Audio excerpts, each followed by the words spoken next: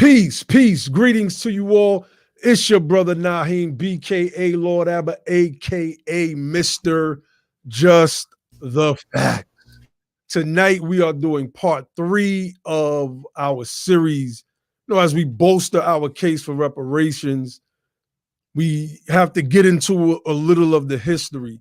And this series was dedicated to a history of violence against us. And we were only able to touch on small portions of the many, many egregious harms that were delivered onto our people, onto our ancestors, not just during slavery, more so after slavery. And we still have that going on in our time today.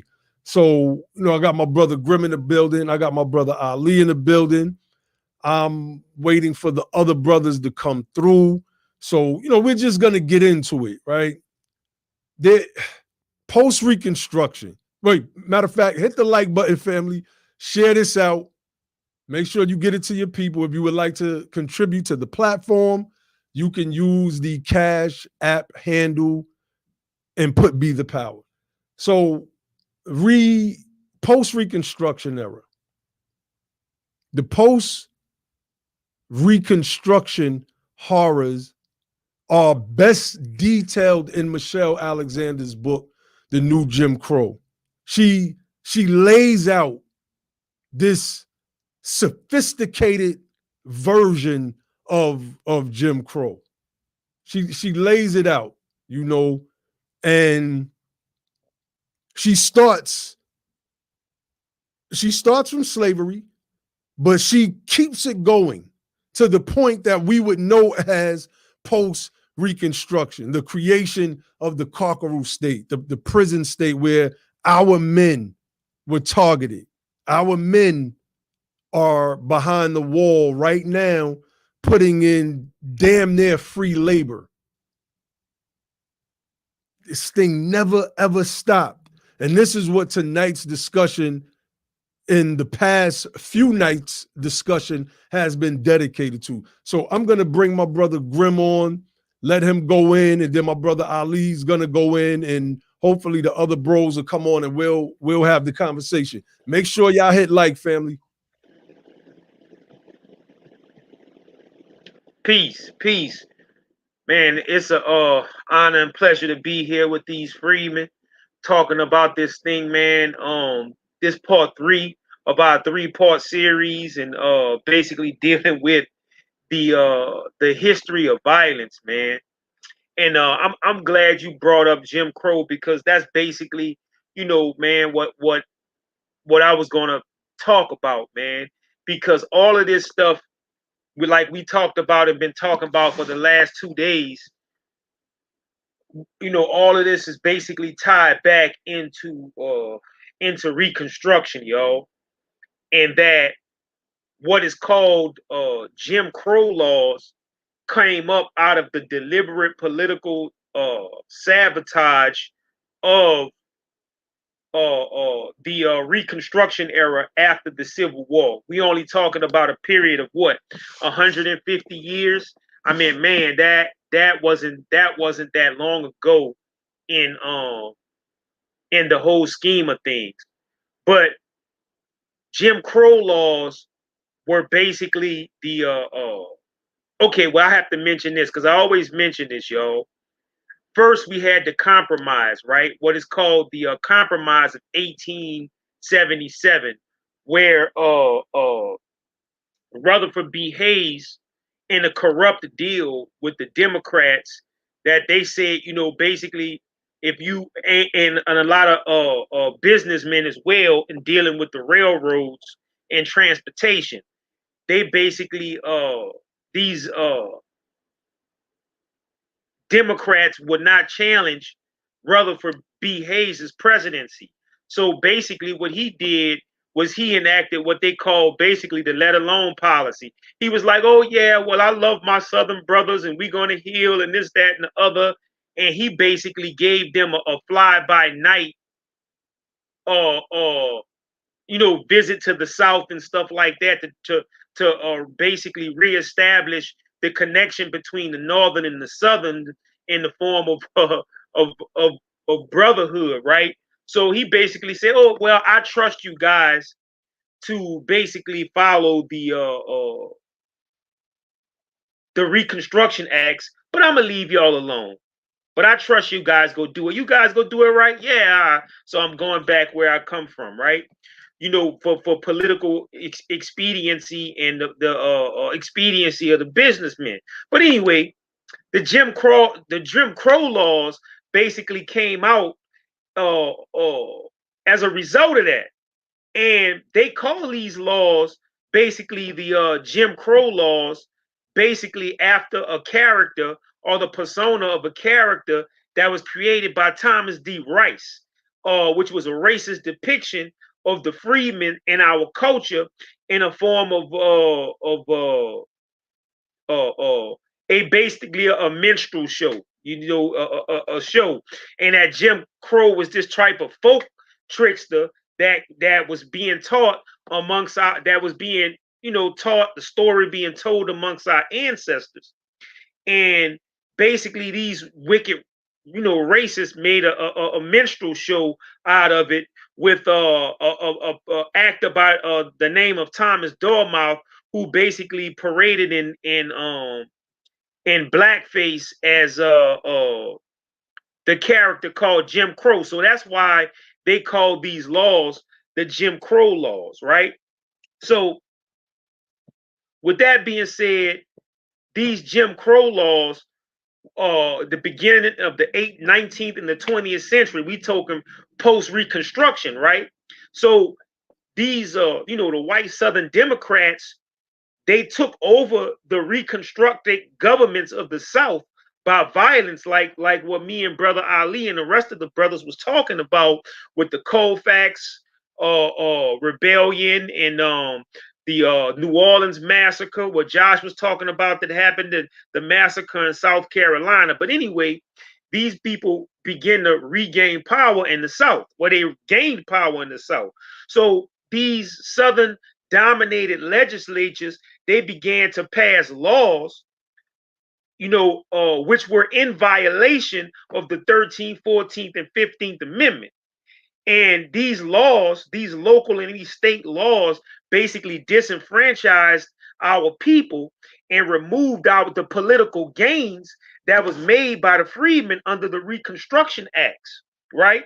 During the Reconstruction period. So um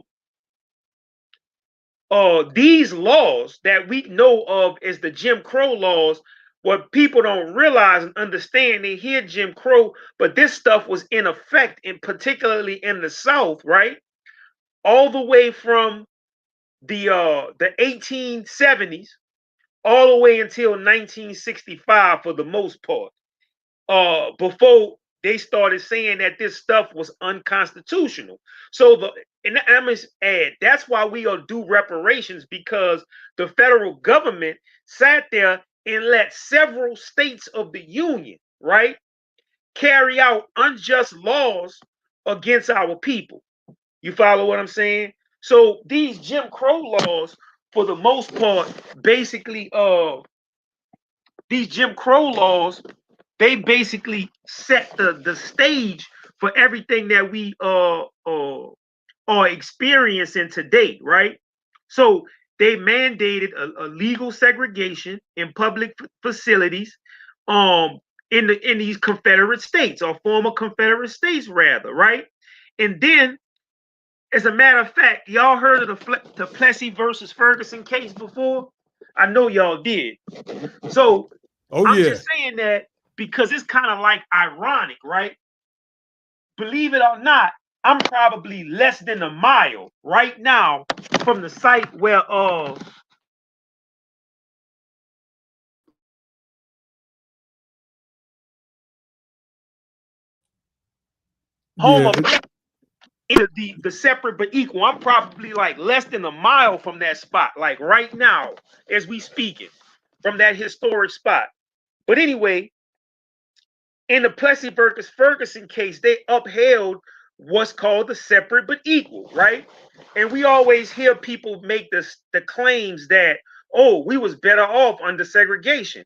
But see, what ends up happening is that people don't understand the science behind actually what was happening with the government and politically with the government, I should say, brother, because what the concept of separate but equal basically meant that they could give their people, right, quality public education. They could fund certain things, fund communities, community centers, and they was able to highly fund the stuff that was used by them, but they were able to underfund the stuff that was given to us. So it really wasn't about, holding some hands and little black boys and little white girls holding hands as like a lot of the people in the conscious community try to basically put out that this was all about. This wasn't about them. This was about public funding and public programs and the things that other citizens was getting, but on our half they were being underfunded. So this is what we talking about in the post-reconstruction era, and we gotta basically understand what was basically going on. And not only that, but this stuff opened the situation where the voters were disenfranchised. So guess what? If you can't vote, right, you can't elect public officials. If you can't elect public officials by not being able to register to vote, you couldn't sit on juries. So this stuff is all tied into not just the past, but also into what Joe Biden did to us in 1994.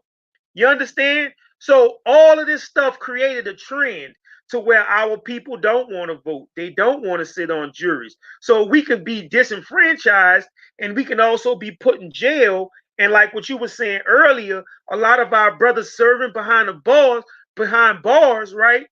All of this stuff is basically tied back to the post Reconstruction era and dealing with the Jim Crow laws. You follow what I'm saying? So this stuff even went into the early 1900s under Woodrow Wilson, who was basically the first Democrat from the South to basically serve since Reconstruction, right?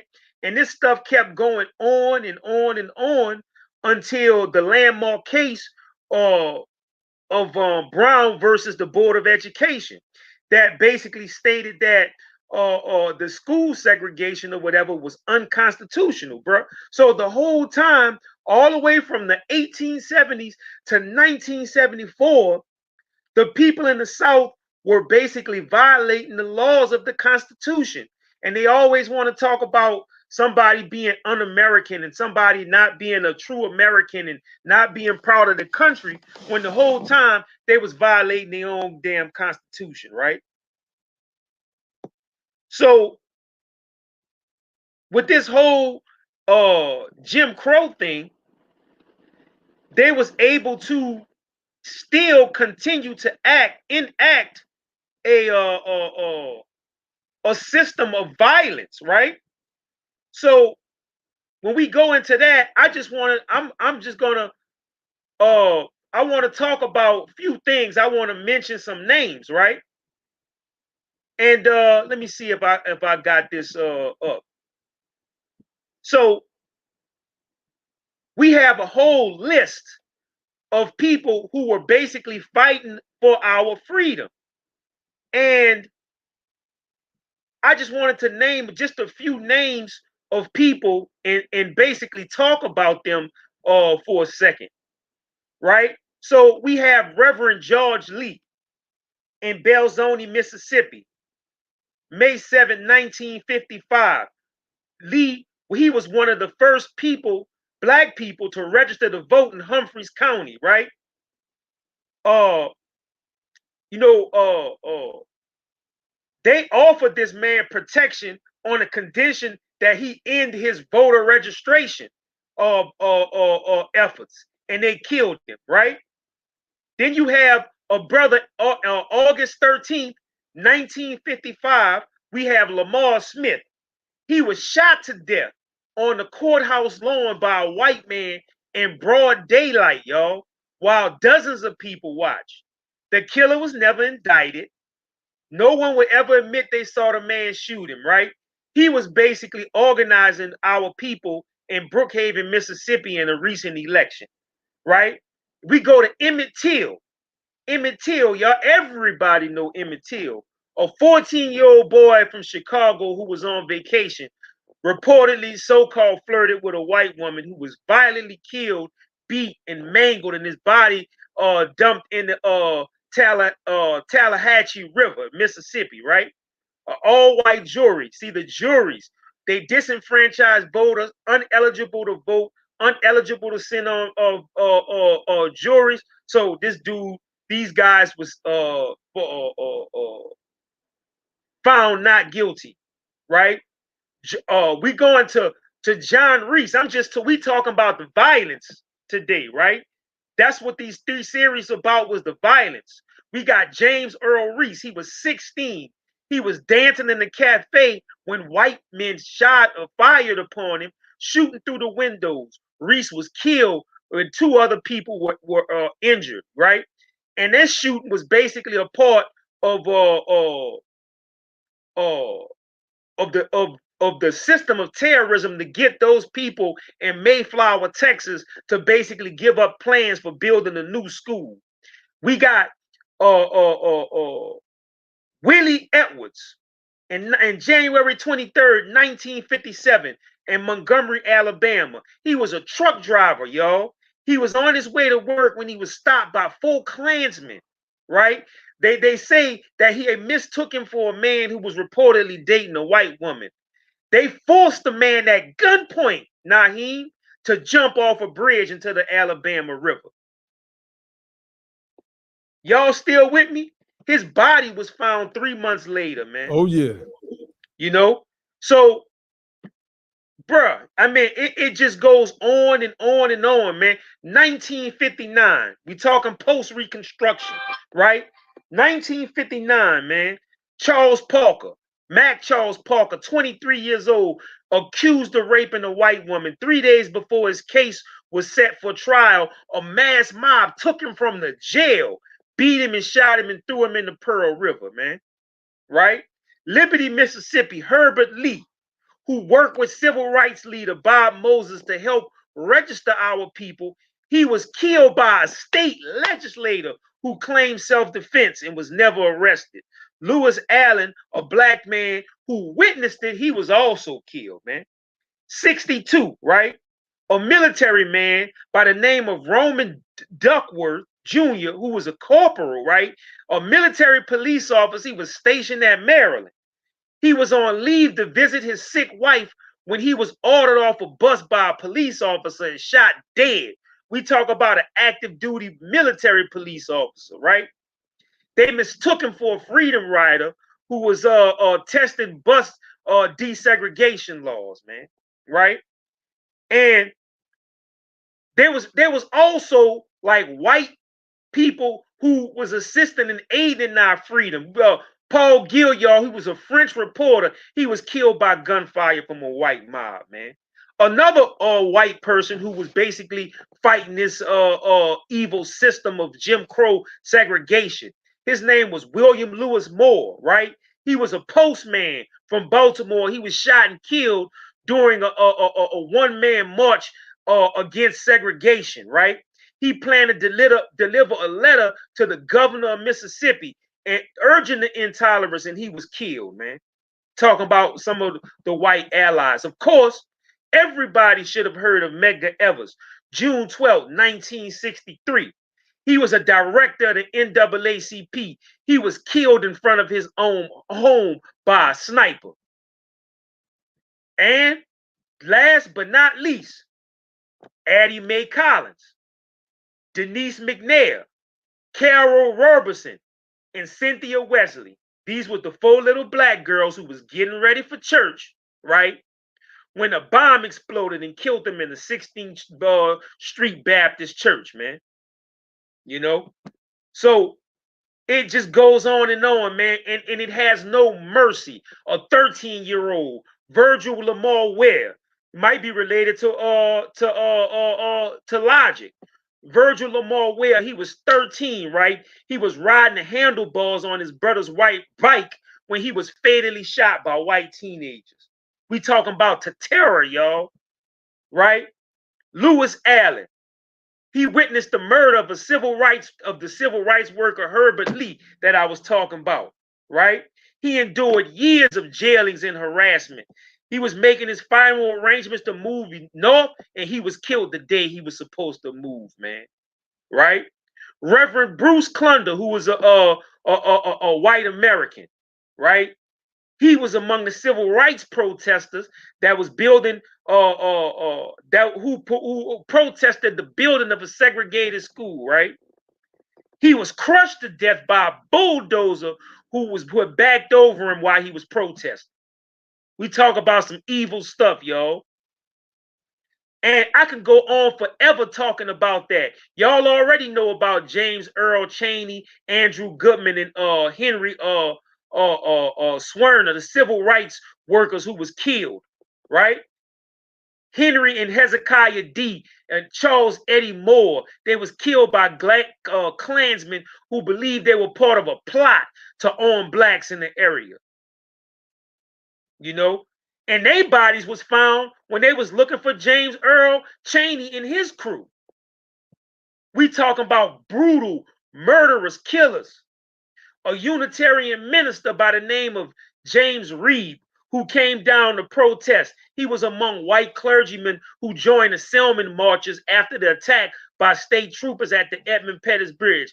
This man was beaten to death by other white men while he walked down the Selma Street, man. Y'all follow? It's a long history of violence directly related to Reconstruction and post-reconstruction.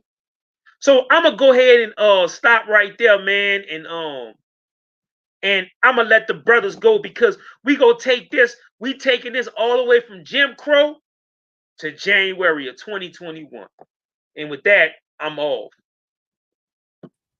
Indeed, indeed. I mean, I was just sitting there listening and I just was zoning out, thinking about the horror that we had to endure. Just walking up a street and a mob just approach you and kill you because of the color of your skin. Not no beef. Ain't no, I did something to you coming back to get me. No, on some, y'all look different. And we're going to subjugate you by every possible means. And their highest form was terrorism. They terrorized us, absolutely terrorized us. So, brother Ali, come on in, bro. Let's have this conversation because there's so many different places that we can go with this history of violence against First, here in the United States. Go ahead, bro. peace. First, let me know how my audio is sounding. Yeah, let me know what it sounded like. It sounds good now. When I muted Oh, it. my bad. I had I had a comment up and it was scrolled over the place where I could see the mute at. But no, I mean, just go ahead, bro. All right. So what I'm gonna do is kind of keep in line with what I've been doing for the past couple of days. Is kind of just talk about what was going on in New York City. And I'm gonna start from the year 1900 and just kind of give a synopsis of some of the different incidents that occurred in New York. Starting with 1900, there was something called a New York City race riot in the year 1900, where this article I'm reading from the Library of Congress called New York City Race Riot Topics and Chronicling America. It says in 1900, racial tensions in New York City erupt into a riot after the murder of a police officer.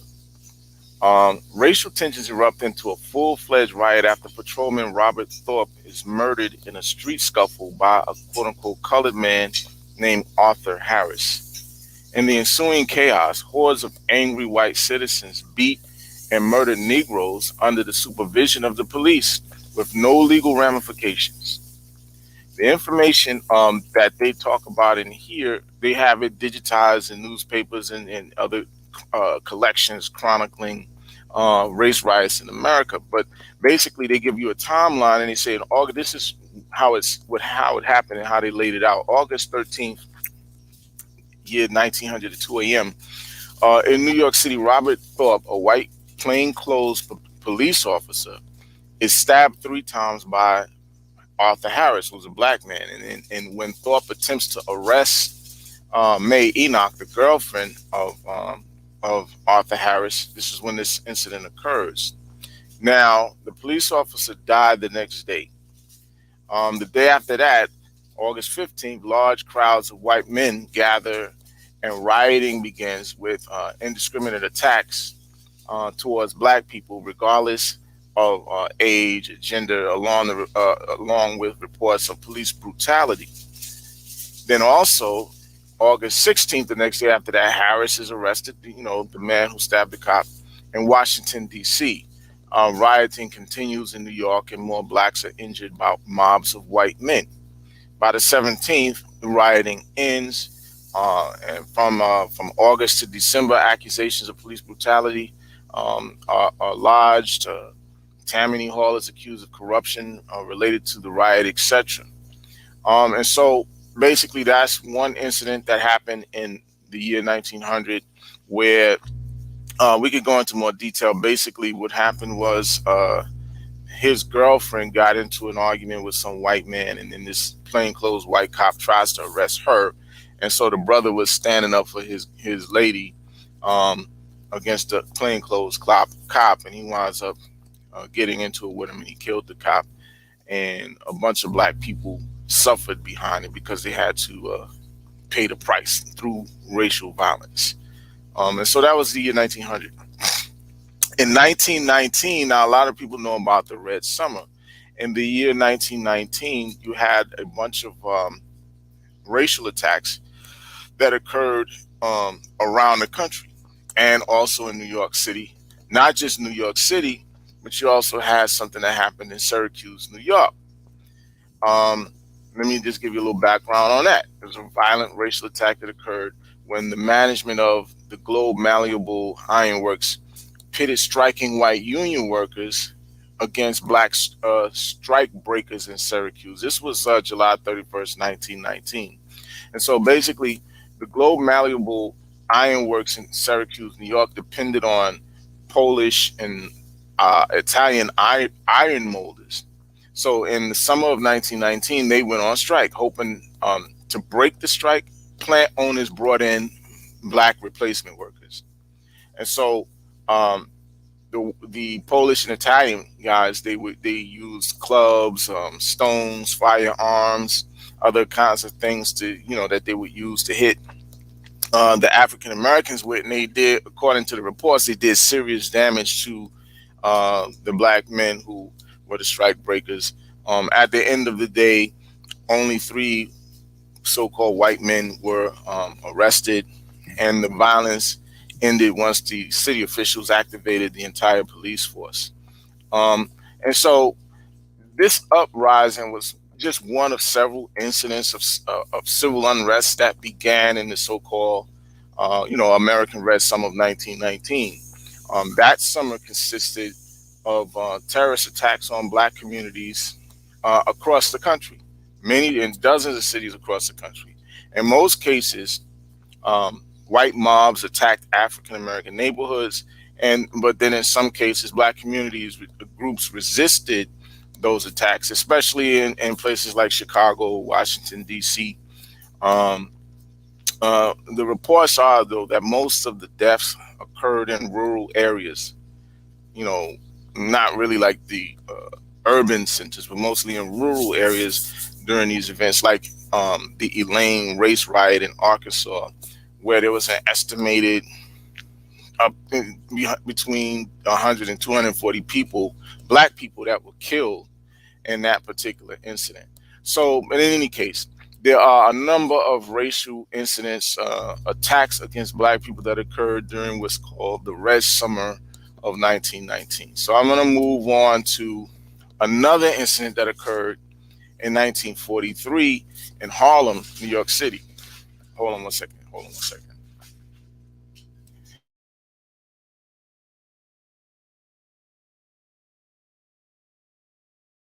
My bad, I'm back. So hold on one second. Let me just 1943, there was a race riot that took place in Harlem, August 1st and August 2nd, after a white police officer by the name of James Collins shot and wounded Robert Bandy, who was an African American soldier, and then rumors circulated that the soldier had been killed. Now, the riot was chiefly directed by black residents against white-owned property in Harlem. It was one of 6 riots in the nation that year related to black and white tensions during World War II.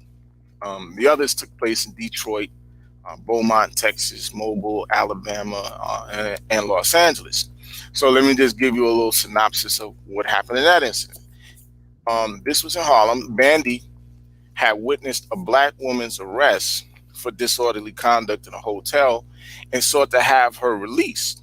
After, according to the police, he hit the officer, who then shot this brother, and he was and they say he was trying to flee the scene. The brother. Then they say a crowd of about 3,000 people gathered at police headquarters after a smaller crowd had followed the brother Bandy and the officer to a hospital for treatment. It kind of sounds almost like the incident that happened in Harlem with Malcolm X, when the brother from the Nation of Islam got beaten by the cops, and they, you know, the FOI and the other people from the community went over to the police precinct to get the brother out and take him to the hospital. But in any case, when someone in the crowd at the police headquarters stated that Bandy had been killed, which was not true, he hadn't been killed, but they said he got killed, that's when the riot took place in the community, which lasted for 2 days and resulted in 6 deaths, and according to reports, hundreds injured. So that riot had a pattern mostly of vandalism, according to the reports. Vandalism, theft, property destruction of white businesses in Harlem, which resulted in a lot of monetary damage, etc. So at the time, Fiorello LaGuardia was the mayor, and they say he was able to restore order to the city by calling in several thousand officers and volunteer forces to contain, the riot. The underlying causes of the riot stemmed from resentment among black residents in Harlem of the disparity between the values of American democracy and social economic conditions that they were forced to live under, including brutality, discriminatory treatment by the mostly white city police force. If anybody knows anything about New York City's police force in particular, we know that it had a very large Irish presence. And one of the things about the Irish people is what they got from the Anglo people when they came to this country is the idea that in order to move up in society, you must step on the black citizens in this country. It's like stepping on black people to get ahead is the American way. And so almost all immigrants come here and are indoctrinated with that kind of ideology, which they got from the Anglo-Europeans. So the African Americans in the community, and the black troops particularly, resented the segregation after serving the United States and in the wartime efforts and so forth. They had to deal with much more difficult conditions and living in Harlem and housing and supplies and everything. African Americans suffered discriminatory practices in civil and private employment, city services, that created tensions and as they was trying to improve their lives. And so in any case, basically a lot of this stuff stems from the fact that, like Frederick Douglass says, our people, the freedmen, were emancipated, but they were emancipated into poverty and homelessness. And those conditions were never addressed. There was never any redress for those kinds of grievances, and we have a whole list of grievances that need to be and should have been dealt with during the time of Reconstruction and were never ever addressed. So that was the incident that occurred in 1943 in Harlem. Let me move on to 1964. It's called the Harlem Riot of 1964, and this occurred in July. Am I going? Let me know if I'm going too far. If I need to No, stop. no, go ahead, bro. Okay, the Harlem Riot of 1964. This occurred in between July 16th and 27th of 1964. It began after James Powell, a 15-year-old African American, was shot and killed by Police Lieutenant Thomas Gilligan in front of Powell's friends and about a dozen other witnesses. So immediately after the shooting, about 300 students from Powell's school, who were informed by the principal, got together and they rallied. The shooting set off 6 consecutive nights of rioting that affected the New York City neighborhoods of Harlem and also Bedford-Stuyvesant and Brooklyn. And according to reports, in total, New York, about 4,000 New Yorkers participated in this particular riot, which led to attacks on the New York City Police Department. Which, listen, hey, sometimes you gotta let people know. We don't do that kind of stuff anymore, but just goes to show you that the people did it, man. And there's actually, believe it or not, there's a history of servicemen coming back from the war getting into it with police officers and other racist whites in society, trying to stand up to defend the community. This not only happened in New York, but there's incidents where that kind of thing happened in Texas and in other places as well. So there is a history of Black men standing up on behalf of Black women and the Black community in general. And oftentimes it was men who had served in the military that did those kinds of things. And so at the end of the conflict, the reports of what happened counted at least one of the Black people had gotten killed. 118 of them have been injured, and 465 of them have been arrested. So mind you, you're talking about an incident that occurred because a 15-year-old African American boy was shot and killed by a cop. This kind of thing has been happening since the 60s.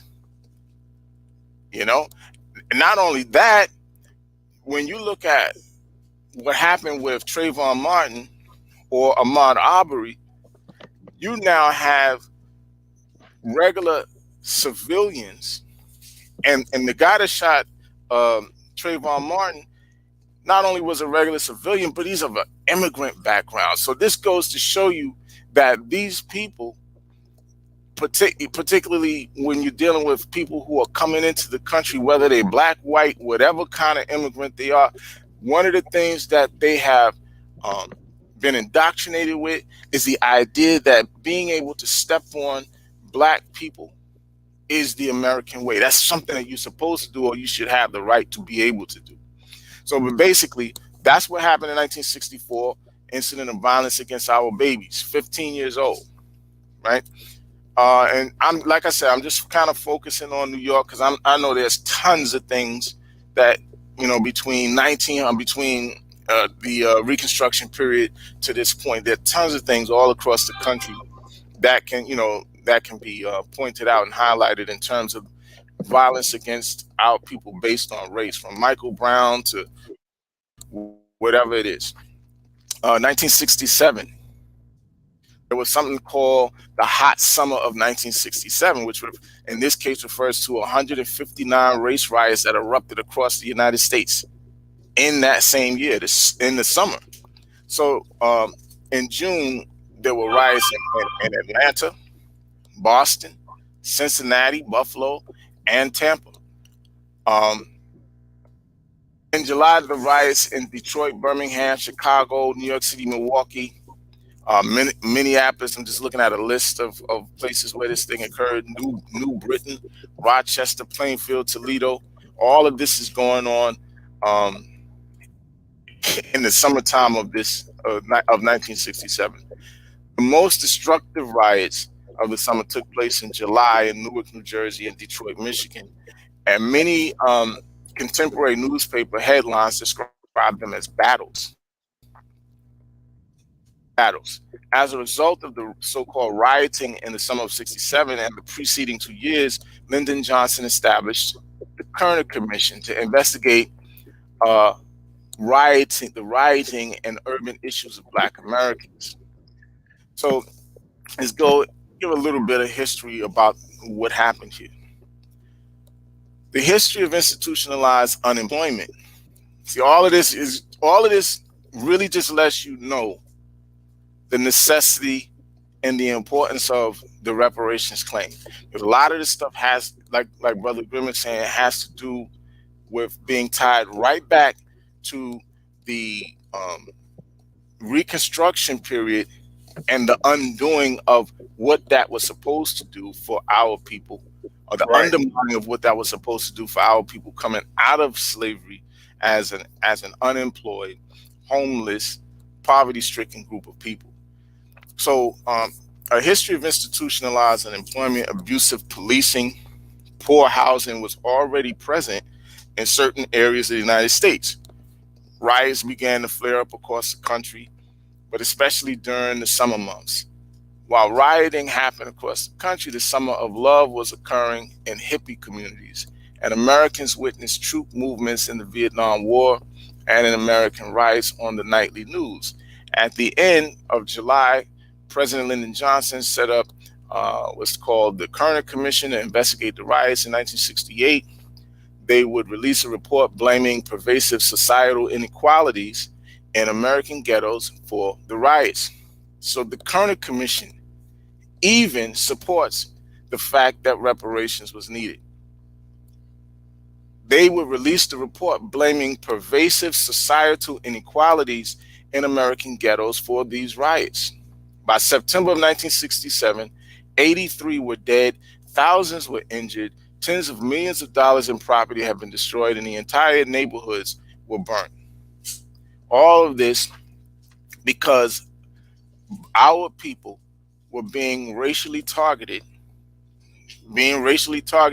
and being attacked by people, racist ideologies are forms of violence. And understand that violence is not something that always has to result in death, right? It's not always about the police kill somebody, some unarmed Black person, or whatever the case is. There's so many different forms of violence that has been launched at our community. We've been the target of economic violence through economics, through policies, all kinds of forms of violence, education, health, bad health care, bad food in the supermarkets in the hood. These supermarkets in our neighborhood are not giving the best quality of food. I know this because growing up in Harlem, in Manhattanville projects, there was a supermarket right there, basically in the projects, right there in the project was a supermarket, like something like, I think it was called a C-Town at one point, so whatever, right? A little small supermarket. Yeah, I had one of those out where I lived at in like Queens. A C-Town, right? Yeah, and so my parents would never shop in that supermarket, and I've been in there a handful of times growing up. And what we used to do, we would go at the end of the week to New Jersey, because New Jersey had the bigger supermarkets at the time. They had Pathmark, and there was another supermarket called Grand Union, right? They had the Kmart out there, all of this stuff, right? So we would go out there to those places, and we got to witness the difference in terms of the quality of the products that were being sold, the quality of the vegetables, produce, quality of the meats, the breads, everything compared to the stuff that was in the supermarkets in the hood. Completely different. It's almost like night and day. Right. You know what I'm saying? And so the fact that all of that kind of stuff was occurring in our neighborhoods, that was targeted. That stuff was intentional. It was intentional, just as putting the powders in our neighborhood was intentional. just putting the heroin and the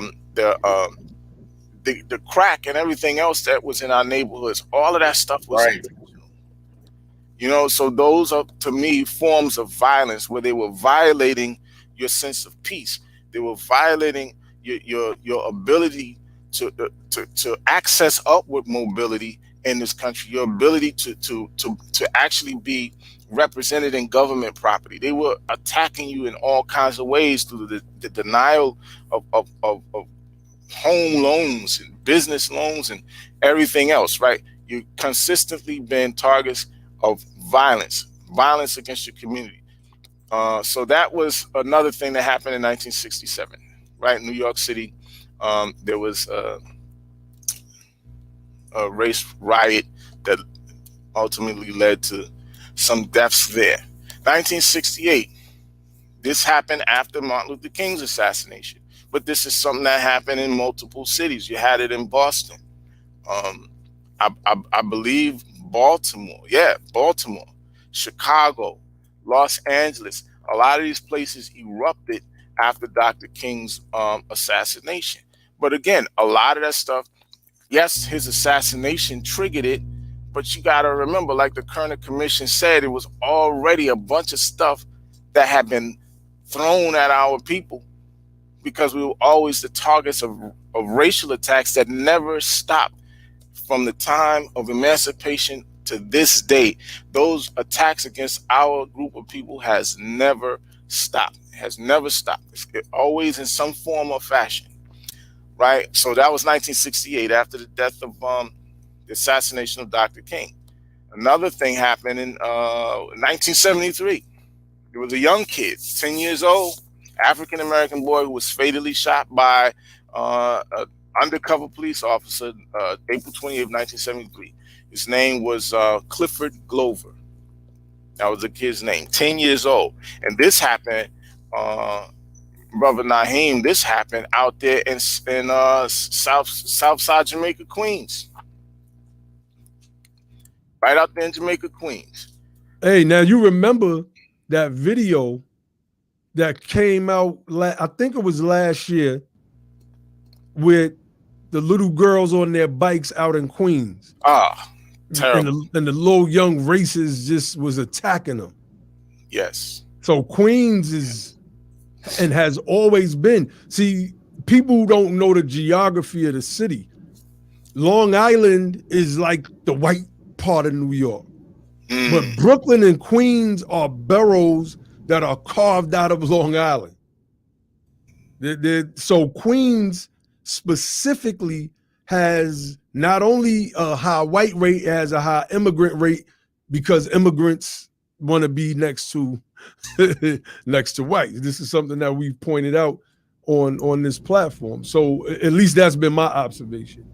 So I just wanted to add that in there. Yeah. Indeed. Well, so but basically that's it. I will just give you a little synopsis. April 28th, 1973, 10-year-old Clifford Glover was shot when he and his stepfather were stopped by two undercover officers, Thomas Shea and his partner, Walter Scott. The two officers believed the boy and his stepfather were guilty of robbery. 10 years old. Glover and his stepfather were afraid of the two officers and ran from them, believing they themselves were about to be robbed. Mind you, these are undercover white dudes in... Yo, let me tell you something, man. Some white dude in plain clothes come up to you popping slick because a lot of times they don't identify themselves. A lot of people don't know how it happens in the hood. But these dudes, when they're in plain clothes, that's when they're saying they're undercover. They're in plain clothes. They come up on you on some aggressive, and Naheem, you probably know, I'm sure you know about this. They come up on you on some real aggressive, like, they on some street shit, right? They don't identify themselves as cop. And That's right. And then when you raise up at them, then they start acting like it's time to arrest you or That's whatever, right. or try to beat your ass. And once they then identify themselves as cops, and it's like, man, this is it's almost like they setting you up for the bullshit. So anyway, so the man and his son, they ran because according to them, they felt they were about to be robbed. But ultimately, the 10-year-old boy was shot. 10-year-old boy was shot. You know, and that led to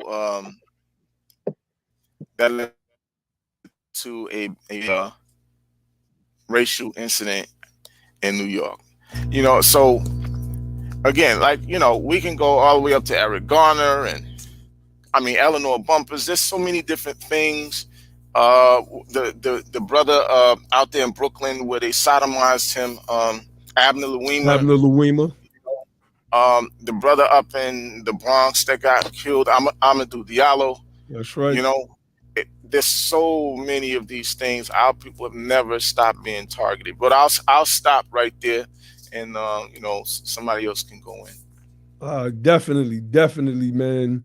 You know, I, as you were going in, I was thinking about something that I read in Dr. Darity and Kirsten Mullen's book, From Here to Equality. And again, I'll try not to cite the page numbers from these like Kindle books because they're always off from the page numbers in the physical book. But this is 282 according to Kindle. It says, Dallas, Texas provides a paradigmatic example of the reversal of the original quote unquote urban development project, a reversal that now promotes the comprehensive whitening of once all Black communities. The new quote unquote Dallas plan proposes to tear down the highway that was once built through the heart of a Black business district to reopen the land to commercial and residential use. But it promises to bring a very different population into the area than the one that had developed a community there in the past. Another Brooklyn, New York, provides a dramatic example of the various dimensions of the private-public collaboration that makes gentrification happen. Between 2000 and 2010, it is estimated that Brooklyn lost 50,000 Black residents, while its white population increased by 37,000 residents. Blacks faced with foreclosure and or job loss during the Great Recession were enticed, into turning over their deeds to white developers and surrendering their rent-controlled apartments for comparatively small sums of money. When you think about, you know, you spoke to, and both of you spoke to this continuity. This thing has layers to it, and every layer you can see the continuum from then until now. Brooklyn is becoming one of the most, or probably is now the most gentrified place in the United States of America. So, you know, man, that when you was reading that I thought about that. I thought about this particular chapter where these, we got to call them what they are, these devils tore down whole communities to create other plans. And if those plans didn't come through, if my memory serves me correctly, they just built a low budget housing project there. Thriving Black middle class communities destroyed so that developers could do housing projects. It's more subsidies in that. This is another form of the terrorism that we faced, an economic terrorism. And that terrorism led us to the not having. And in not having, well, that leads you into wanting.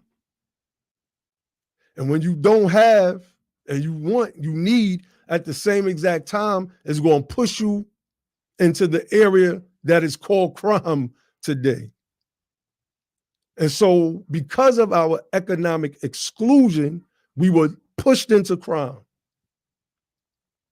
Gotta eat, gotta survive, got children to feed. Then you get locked up. Now you're out of the child's life, and the generation of youth that we have now is a product of that, like a well-designed plan. And that's exactly what it was. All of these things are layered forms of racism. Even more so, they are layered forms of terrorism. It's like we're dealing with terrorists that don't just have guns and swords back in those days and ropes, but they have the power of the pen as legislatures. They have the power of the gavel as judges. We are still under public subjugation. This is why we got to do politics. This is why we have to get ourselves more involved in the process. This is why we need reparations. This is why we did this series 3 nights in a row.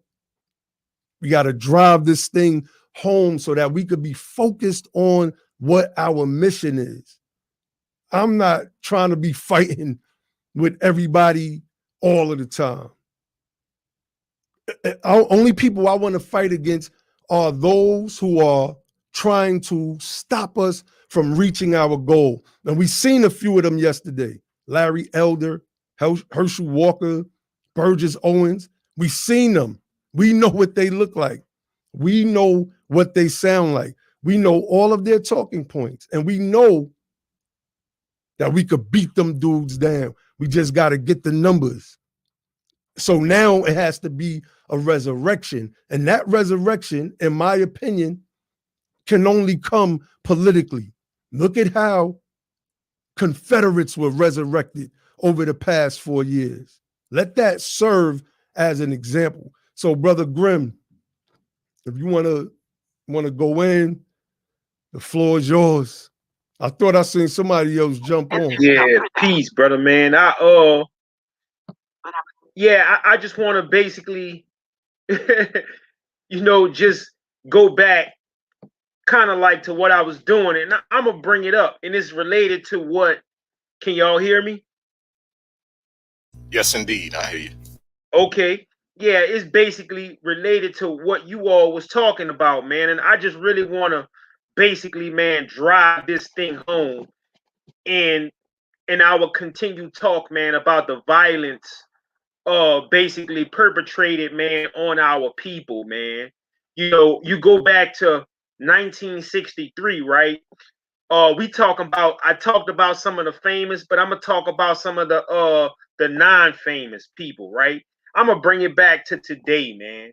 As I really want to drive this stuff home. We talking about reparations, and we talk about Herschel Walker and Larry Elder getting in the way. Talk about pull ourselves up by the bootstraps, right? Because this stuff, man, has devastated our community, man. And if it was anybody else, they would have been received reparations and all types of programs, man, to stand them up. We're not talking about these beggar programs meant to put us in all the way poverty, man. They would have raised us up, bro, from a dead level to a living perpendicular on an angle of a square if it was anybody else, right? So we talking about Andrew Lee Anderson, 1968, man, who was slain by groups of whites and a sheriff after a white woman said he molested her 8-year-old daughter. The coroner ruled it justifiable homicide, man. Frank Andrew in Lisbon, Alabama, 1964, shot in the back by a white sheriff's deputy. The county solicitor said that this brother attacked another deputy, so no arrest was made. Isadora Banks, Marion, Arkansas, 1954. His charred corpse was found tied. We talk about 54. His charred corpse was found tied to a tree. We got Larry Bolden, Chattanooga, Tennessee, 1958, shot by a white policeman. James Brazier, 1958. He was beaten to death in front of his wife and children by 2 police officers. That county sheriff by the name of Matthews was later quoted in the Washington Post saying, "There's nothing like fear to keep a N or nigger in line," right? So Thomas Brewer, Columbus, Georgia, 1956. He was a NAACP organizer, right? In 37. But in 56, he was shot 7 times outside his office by a white politician named Lucio Flowers, right? A jury failed to indict him. Hilliard Brooks, 1952, he was shot by a police officer after initially refusing to get off a city bus, right? I mean, just crazy stuff, man. Jackson, Mississippi, Silas Castor shot by a police officer, right? Core and NAACP filed a civil suit, right? The result of that suit was still unknown to this day, right? The I mean, it just goes on and on and on. The violence, man, against our people. A.C. Hall in Macon, Georgia, 1962. He was shot and killed after a white woman claimed he stole a pistol from her car, right? I mean, man, it's just brutal, brutal stuff. Even Atlanta, Georgia, 1958, Joe Franklin Jeter, he was killed by police in front of his family, who also arrested. They was in, and convicted in connection with the gathering that police had turned into a melee, right? John Lee, his body was found beaten on a country road in 1965, y'all.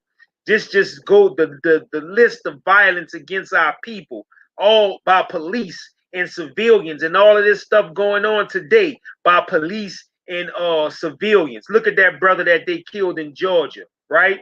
Civilians killed him. Man, Monroe, Louisiana, Ernest McFall in 1960. A white employee was arrested and then released in the shooting of 5 of his employees, 4 of whom died. The victims were accused of making threats. The employer never charged. This 1960. 64.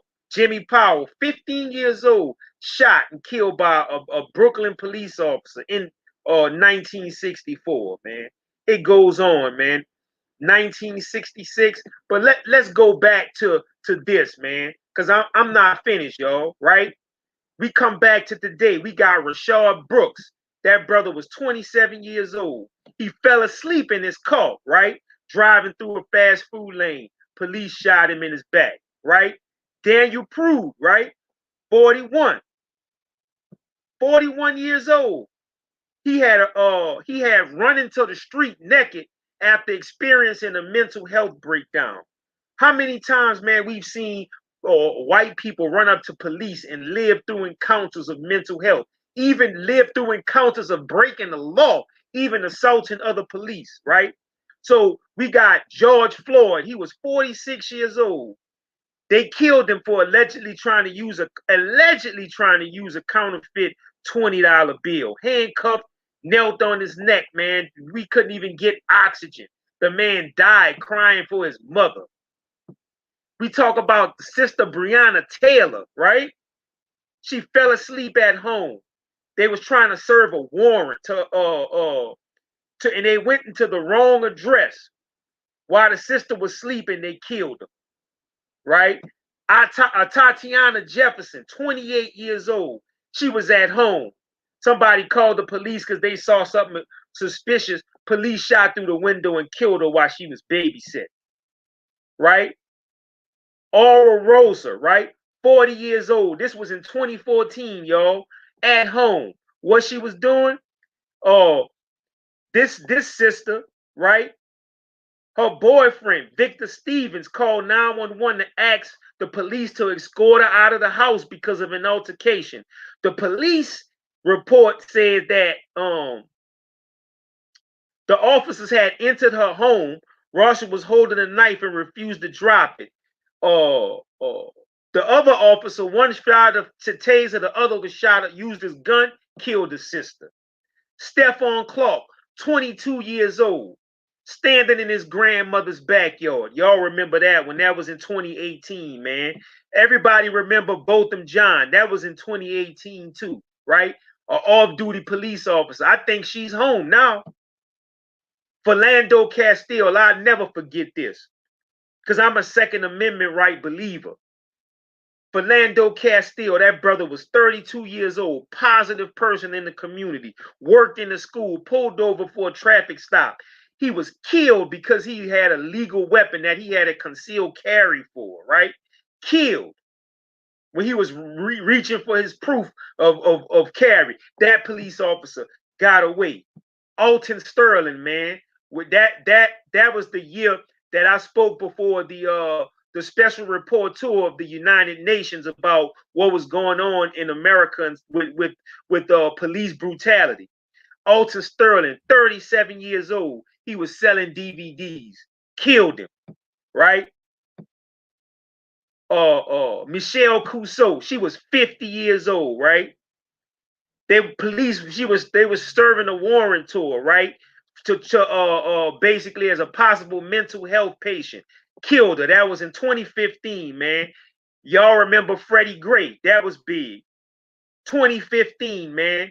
Killed him in a police van, bent the brother up, rolled him around, banged him around the van, right? Janisha Fineville, she was 20 years old. We talking about brothers and sisters, y'all. Y'all okay? That's right. You know, she was at home, right? She answered a call of distress to her house, right? Another mental health to take to a mental health facility. The sister ended up dead, right? Eric Garner, 43 years old, selling loose cigarettes, dead. You know, the list goes on, bro. We talking about the history of violence, y'all. 2014, Kai Gurley, 28 years old, walking in the building down the stairs where he lived. He was killed. Gabriella Navarez, 22, 2014. Tamir Rice, 12 years old, playing with the toy gun in the goddamn park. Sons of bitches. Michael Brown, 18 years old, killed after surrendering from police with his hands up. He was torn up by police. Barack Obama and them ain't do shit. You know, the attorney general, what was his name? He ain't do shit. Eric Holder. Huh? Eric Holder. Eric Holder, they ain't do shit. Tanisha Anderson, 37. You know, another bipolar sister. The list goes on and on. We talking about a history of violence. Part 3, post-reconstruction era. Man, did we bro, one of the things that I want to do, I don't know if you had something, but I wanted to play a clip from that Netflix thing on crack, and we could talk about all of this stuff is a continuation of violence against our people, man. But I'll play it after you go in, brother. I'll stand down. All right, now we just Josh wants to play something, and then I'm gonna play a clip, and then we could get to it. Yeah, man. This is one of the most peace family. I'm not going to talk a whole lot tonight, but I did want to play a clip of. See, I think people may not understand the level of this thing really being demonic, you know. And when we talk about what America has to repair, you know, it took a long time for them to even tone down the demonic spirit, you know, enough where they can even pass for, you know, to give the facade for people to believe that the spirit doesn't exist anymore. It used to be so far out in the open and brutal that it was almost it's to the point where when certain people look back at it, they may like people that may not really be understanding the history may not even believe it. Like, this stuff is sick. This stuff is sick. So let me just play a clip here.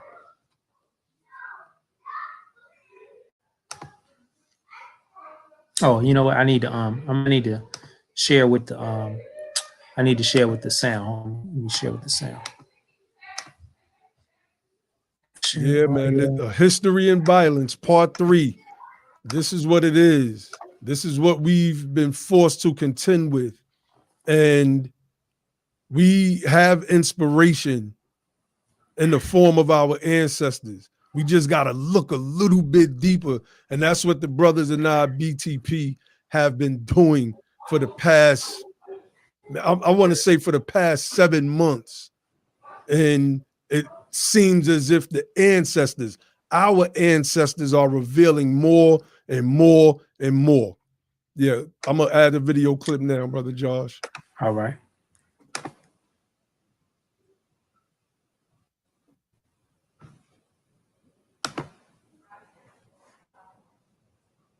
I don't hear anything, and it's moving in like super slow mo.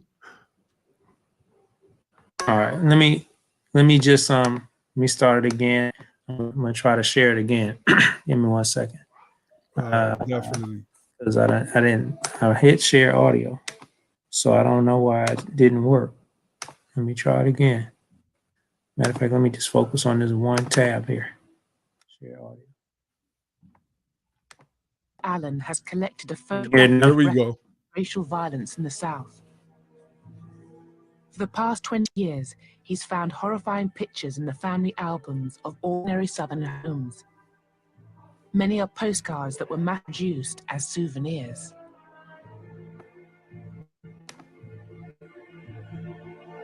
Wow. Some of these images were printed in the tens of thousands and sold for a dime or $1 a piece. Some of the postcards tell you where to write and the discounts you'll get. Wow. If you buy 1, 10, or 100. They were sold in drugstores and pharmacies. They were sold on the street. I purchased a photograph from a woman. The photographer sold door to door. Her mother bought the image for $2.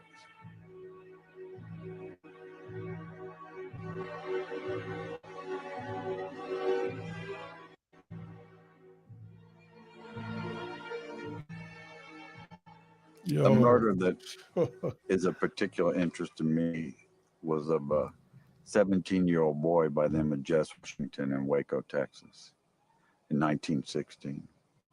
He was seriously mentally challenged. The wife of the farmer that he worked for was found dead. He was arrested. He was brought to trial. The trial took from 10 until 12. And when the jury came back at noon and found him guilty, someone in the courtroom, and it could have been anyone in the courtroom, screamed out, "Get that Nick."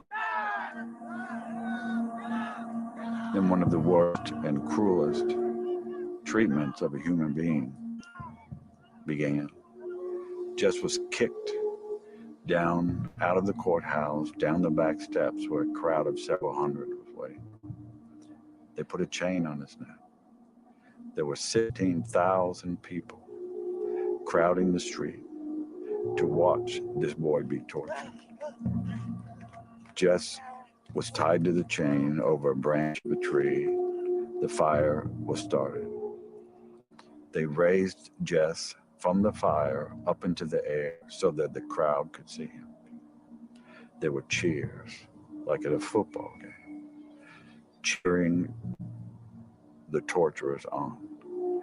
Jess tried to climb up the chain, hand by hand. They cut his fingers off one by one so that all he could do was slap at the chain. Lowered him back down in the fire. A man came up and castrated him. Another man kept a pole so that he couldn't crawl out of the fire. And time again, they pulled him up to keep him from dying so that the crowd couldn't be satisfied until he finally died.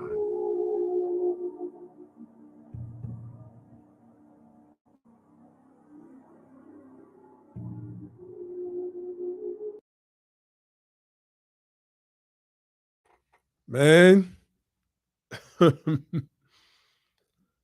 Ooh, I don't have nothing to say, y'all. I hear you, man. That was tough. That was a tough one right there. I have something. If you can play your video if you want, but I have a couple other things I wanted to share as well. All right, no, go ahead. Just pull it up and we'll play it. It's not a video. It's just a screen share of an image that I want the people to see, because I think it's important that we talk about this, brother. Oh yeah. This brother's George name Stinney. is George Junior Stinney. He was born October 21st, 1929, and he was killed in 1944, June 16th. This boy was 14 years old, and he was convicted in a case that was later vacated, an unfair trial of murdering 2 white girls.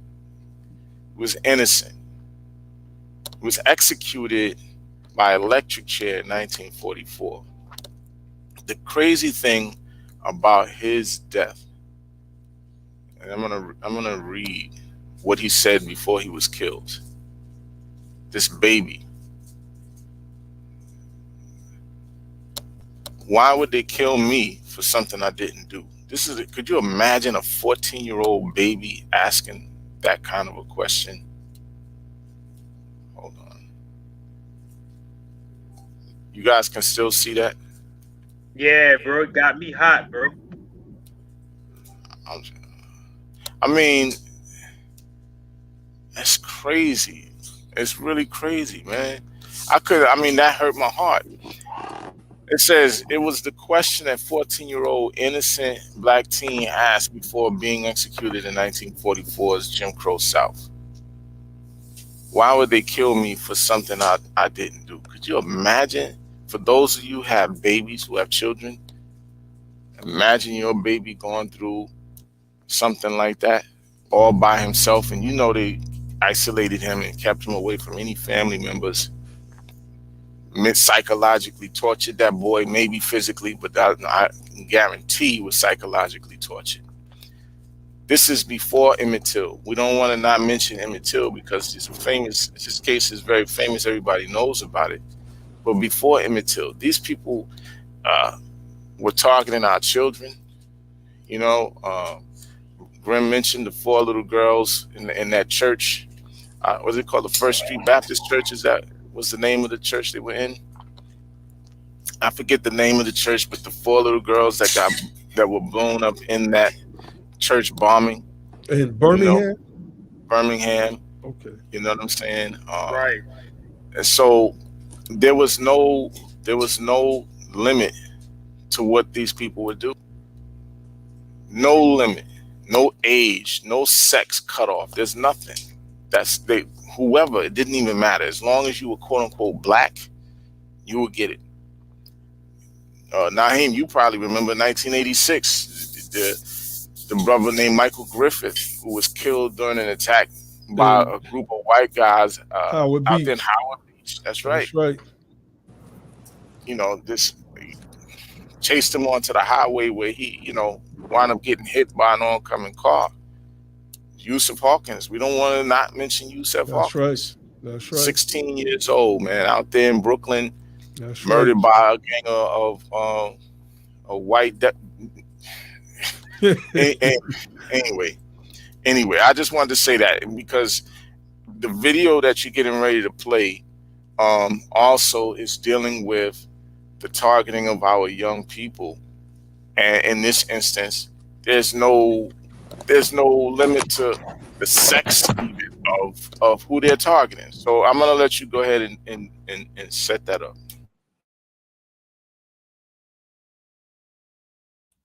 Make sure y'all hitting that like button, family. If y'all have not hit that like button, if you would like to contribute to the platform, you can use the Cash App handle, BETHEPOWER.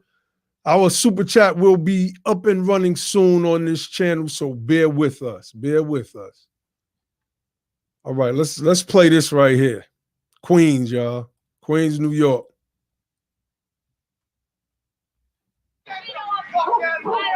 Y'all hear it? Yes.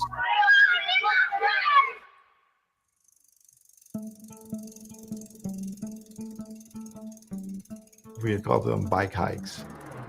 We were just going out to go explore your world.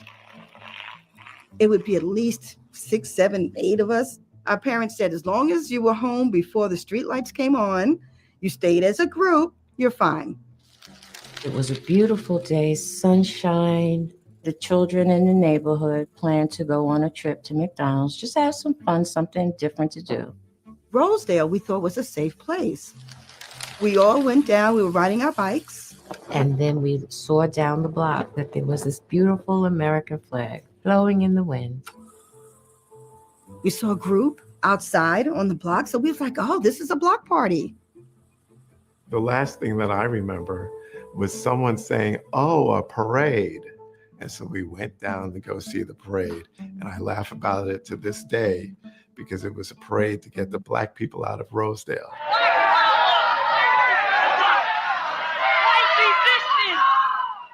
It's the summer of 1975. White residents in Rosedale, Queens are protesting Black families moving into the neighborhood. These are scenes from a documentary produced by journalist Bill Moyers. Does he have a right to live here? No.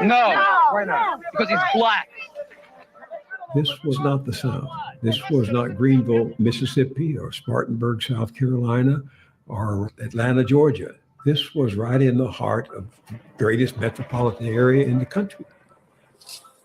The documentary was found nearly 45 years later by a graduate student who posted a short clip on the internet. It went viral on Twitter and Facebook. And a question people kept asking, where are the kids now? Hey, Rob, this is Whitney Hearst calling from the New York Times. My name's Whitney Hearst. I'm a journalist. To answer that question, we called more than 90 people who had lived in Rosedale at that time. I'm just trying to find anyone that might have known someone. We couldn't find any white residents who said they'd been there. Came out because she got a little bit crazy. But we spoke with several of the Black children. We wanted to hear what happened to them that day, to understand why their experience is resonating decades later.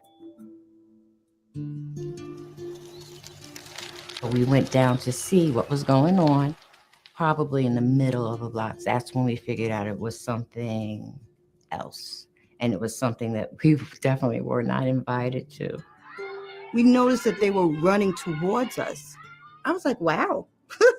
Like, why are they rushing towards us, not thinking anything negative? And then we heard, nigger.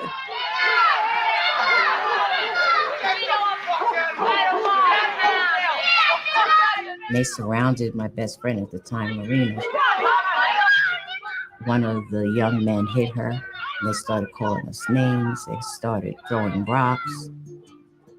Hearing the word, hearing it directed at me, why are you calling me that? That's not me. I've always been told that's not me. I didn't understand. I was like, who do you think you are to say we can't come here? Like, how dare you? What happened to you? This little boy, he threw the rock. He tried to hit my sister, but he almost hit me about that much away from me. And I was sure wish he had hit me with that rock. I would pick up the rock right next to me and hit him right dead in his face. I was just kind of amazed to see that people can act like that, to tell you the truth. But that was like really the first where I was like, wow, people do not like Black people. They gonna always do that. They always spit on us like we some dogs. They always gonna spit back on them. Ain't nothing gonna change. I immediately was reminded of those programs my parents would have me watch with the dogs and the hoses and people trying to vote and being killed and lynched. It went right back to my history in this country. It just linked me immediately with that whole experience because I felt it. Do you forgive them?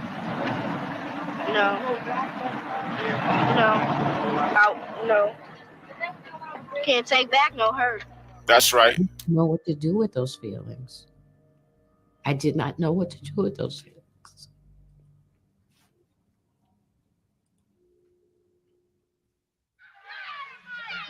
For Moyers, the video going viral shows how powerful images can be.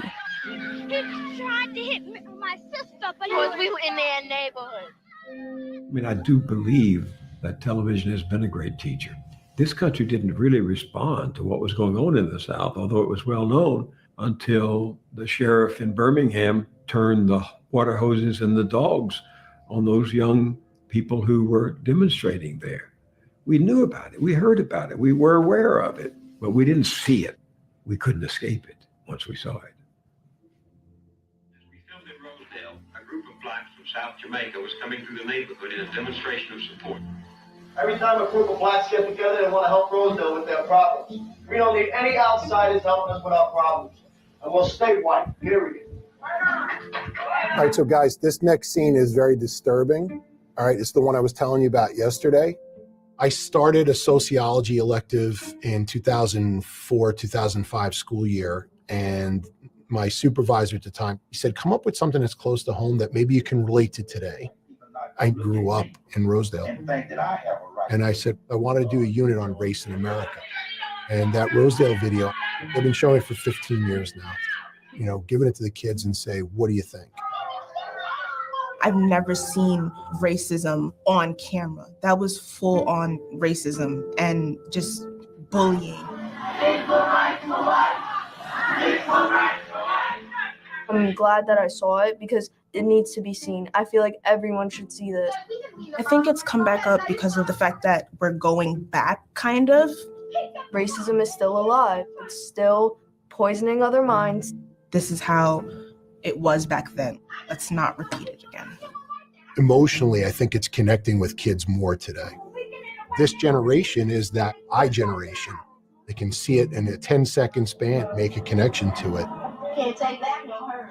The kids are never going to forget that. They can't unsee it, and it's going to be with them forever.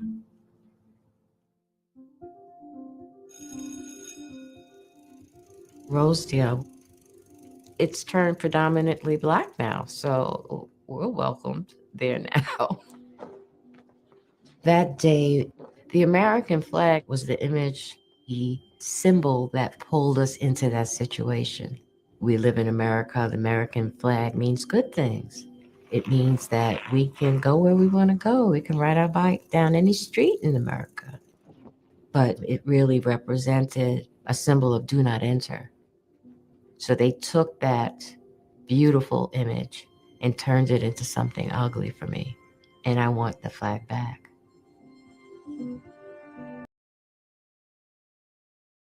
Yeah, it's black now because of white flight. White flight. Yeah, they take the money with them. You take the money with them. That's right. That's right. Now that particular video, when I first saw that, man, it was so moving to see them little girls, you know, getting treated like that, man. That's God, man, that really bothered me. You know what I'm saying? Really, really bothered me. But again, that just goes to show that this country really, there's no sympathy even for the women. We see, you know, what they will do to our men, to the women, to the children. It doesn't even matter. Doesn't even matter. Nothing really matters as long as you're quote unquote black. As far as they're concerned, you know, it's the American way. Step on them. Yeah, man. So Josh want to play a clip. Grim, you had said you wanted to play something. Yeah, because you know, man, I wanna tie it in too because I don't know exactly what Josh had, but I mean he can go first. But we basically got to tie this thing in to the American crack epidemic, man. Oh yeah, because that was also a form of violence, man, on our people, man. And we got to talk about this thing. You all are familiar with this thing. They basically imported that stuff into our communities, man. And they used all of that money to fund the money from the sale of the arms and stuff to the Iran. They turned a blind eye, say like, hey, look, we let y'all sell these arms, but these illegal substances, man, was coming into our communities. And what scraps, man, that we picked, now I ain't gonna say scraps, but what forms that we picked our lives up in the late 70s and in the early 80s all the way to the 90s, man, what advancements we made from those 70s in the civil rights movement was once again torn down, just like Reconstruction was torn down by the crack epidemic, man. But we have to deal with that. All right, so look, this what we gonna do. I'll let Josh go. Yeah. Yeah, let's play that because it's kind of before the crack epidemic really hits. So then you could just close it out with the crack epidemic piece. Or we could close it out, but you could just lead on that particular topic.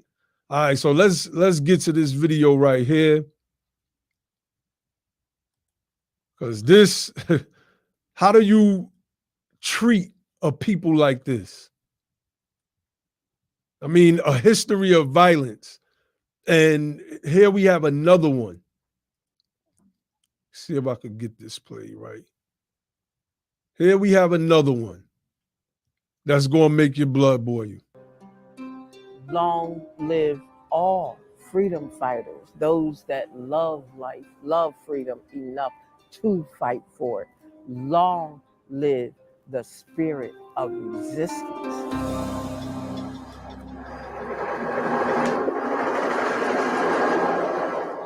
5:27 p.m. State police helicopter drops it. There is the explosion. What you're looking at now is a live picture of the water cannons pouring high-pressured streams of water onto the top of the move house.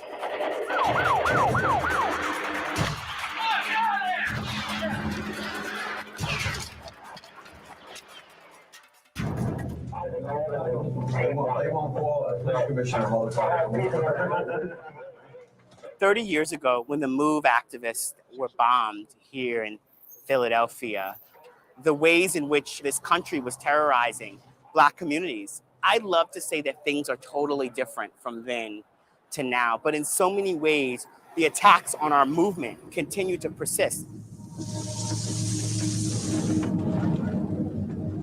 You made the decision to drop a damn bomb on my house. You ruined my life. At the bunker, they decided physically to let the bunker burn. They knew they was gonna burn down the whole neighborhood. Who gave them people that power? I know one thing. If it would ever happen in a white neighborhood, they would have snuffed it out right in the beginning. After they had dropped the bomb, we realized that we had to get our children, our animals, and ourselves out of there. And when we got to the doorway, they opened fire on us. This was not a plan to simply move people into custody. This was a plan to kill off the MOVE organization. Tonight, after police removed Ramona Africa from the house on Osage Street. She was taken to Misericordia Hospital in West Philadelphia, where she refused treatment for a second-degree burn. Then police took her to police headquarters, where homicide detectives are questioning her right now. Ramona Africa. I still didn't know that, everyone else had been killed. Not one single official involved in the planning or murder of my family has ever been charged with anything, imprisoned for anything, held accountable in any way. The only person to go to prison as a result of the events of May 13th, 1985 is me. I spent 7 years in prison.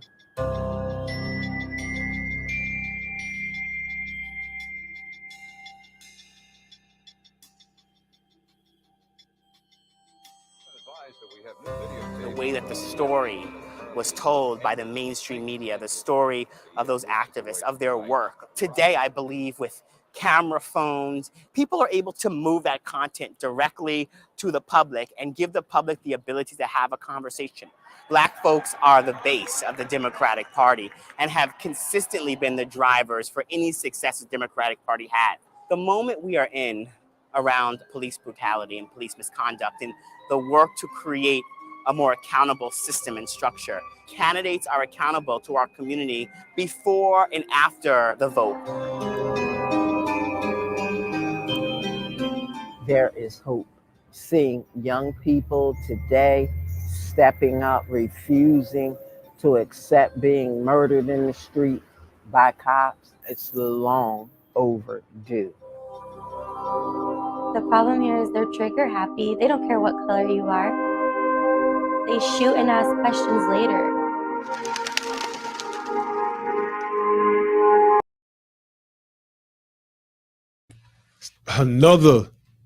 Another powerful piece, just like Tulsa. As somebody said in the chat, they dropped bombs on us again.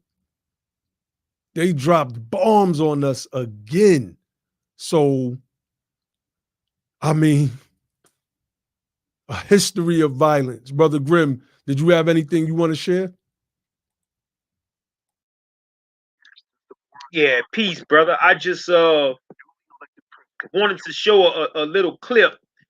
It's only about 3 minutes in that regard. So basically, you have them destroying positive organizations of black pride and black resistance against oppression, something like MOVE, right?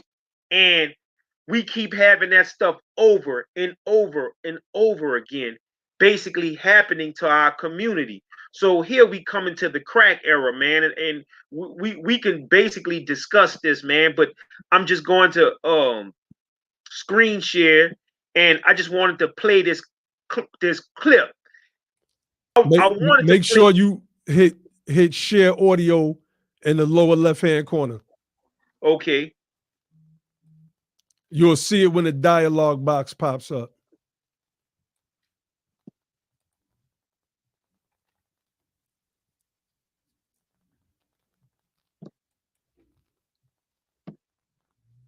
Yeah, that's right, Corey Lorenz. That was yesterday. That was yesterday. That's a fact. We lived through that. Since the war on drugs was declared, newly elected President George H.W. Bush has been in office 7 months when he addresses the nation live on TV. This is crack cocaine. It's as innocent looking as candy, but it's turning our cities into battle zones. In the early 90s, the flow of cocaine coming into LA via Mexico has made the city the center of the crack cocaine epidemic. Battles over the crack trade turned the streets into a war zone. LA County sees over 2,500 murders in 1992, over 7 a day. In charge of stopping the violence, Daryl Gates, LA's hard as nails top cop. We have a war, a shooting war, not in the Middle East right now. We have it on the streets of every major city in this country. And you know who's feeding and supporting the enemy? The casual drug user. Gates creates an elite paramilitary unit he calls Community Resources Against Street Hoodlums, or CRASH. Gates launches raids with military names like Operation Hammer.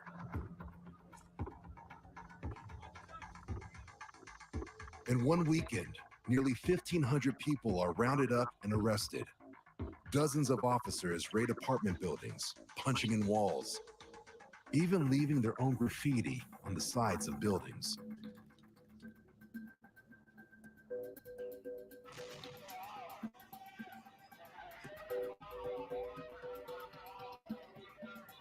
The Los Angeles Police Department up under Daryl Gates, they was kind of looked at as gang members themselves. I mean, it's like, man, they was untouchables.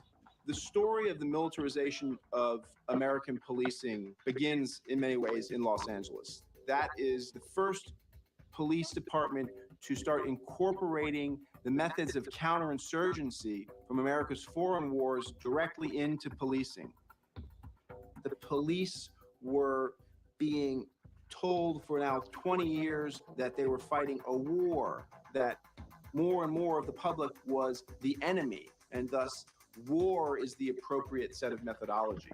The country was given a choice, and what happened was it doubled down on the war on drugs.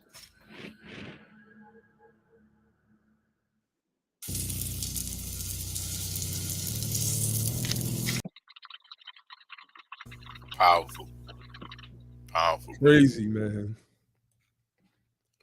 And we know Right. that thing. Go ahead, brother. We know that thing goes in way deeper than what they showed there. But go ahead. Oh, absolutely. That was just a small clip, but I played it because one of the things that they really mentioned is what happened is that this was the justification for the militarization of the American police force. And it basically initially started in LA and spread around the country, man. But we can talk about it as far as what happened, because they put that stuff purposely in our community, man, to fund their wars. Absolutely. That's exactly what happened. And listen, man, I remember I was there. Like I said, I'm born and raised in Harlem, so I was there. I seen what was going on. We have family members in the Bronx. You know what I mean? Family members in the Bronx, right up, Edenwald projects. Rest in peace, Prince Marky D. But yeah, man, we had family in the Bronx, all of that. So at the end of the day, we came through that. We saw what was happening. I remember coming in and out of the projects, and seeing people that used to be normal people turned into these fiends, you know what I'm saying, that would do anything to be able to access their next crack hit. I mean, anything. People were turning tricks, you had girls turning tricks, dudes. People were stealing from their parents, from their family. People were trying to sell their children, all of that kind of stuff. I remember one incident in particular, we had to go up in a spot, man, and get one of my cousins up out of there. Right in Harlem. You know what I'm saying? Because the people that, was running the spot was trying to keep her as some kind of collateral for some bull crap that happened. So we had to go up in there and get my little cousin up out of there. You know what I mean? Very dangerous situation. But it was what it was, and that's what we came through. And so that thing devastated the black community. It devastated the black community, man. It turned females into prostitutes, man. All kind of stuff. But you want to add on, Grim? Oh no, I just wanted to say that's what it is. And when they imported all of this stuff, affected all of that stuff, we talking about the Iran-Contra affair. I mean this stuff, this destruction, as it always has been, had been at the root of the military-industrial complex of the United States of America, man.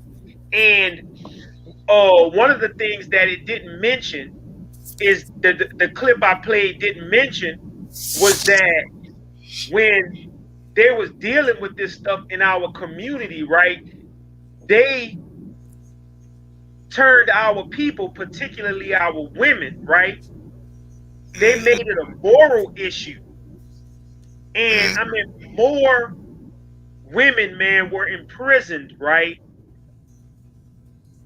by becoming addicts, man. They were offered no help, no rehab.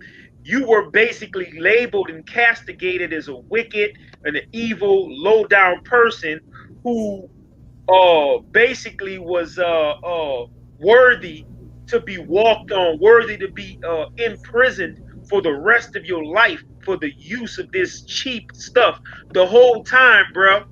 And we could talk about this too, Ali. The whole time they was using the high grade product, cocaine. But I saw Brother Bahi mention that Joe Biden built this career off of basically imprisoning us. And we can talk about that, man. Well, what you think, Brother Ali, about the whole Iran-Contra affair? And then we could talk about the Biden thing.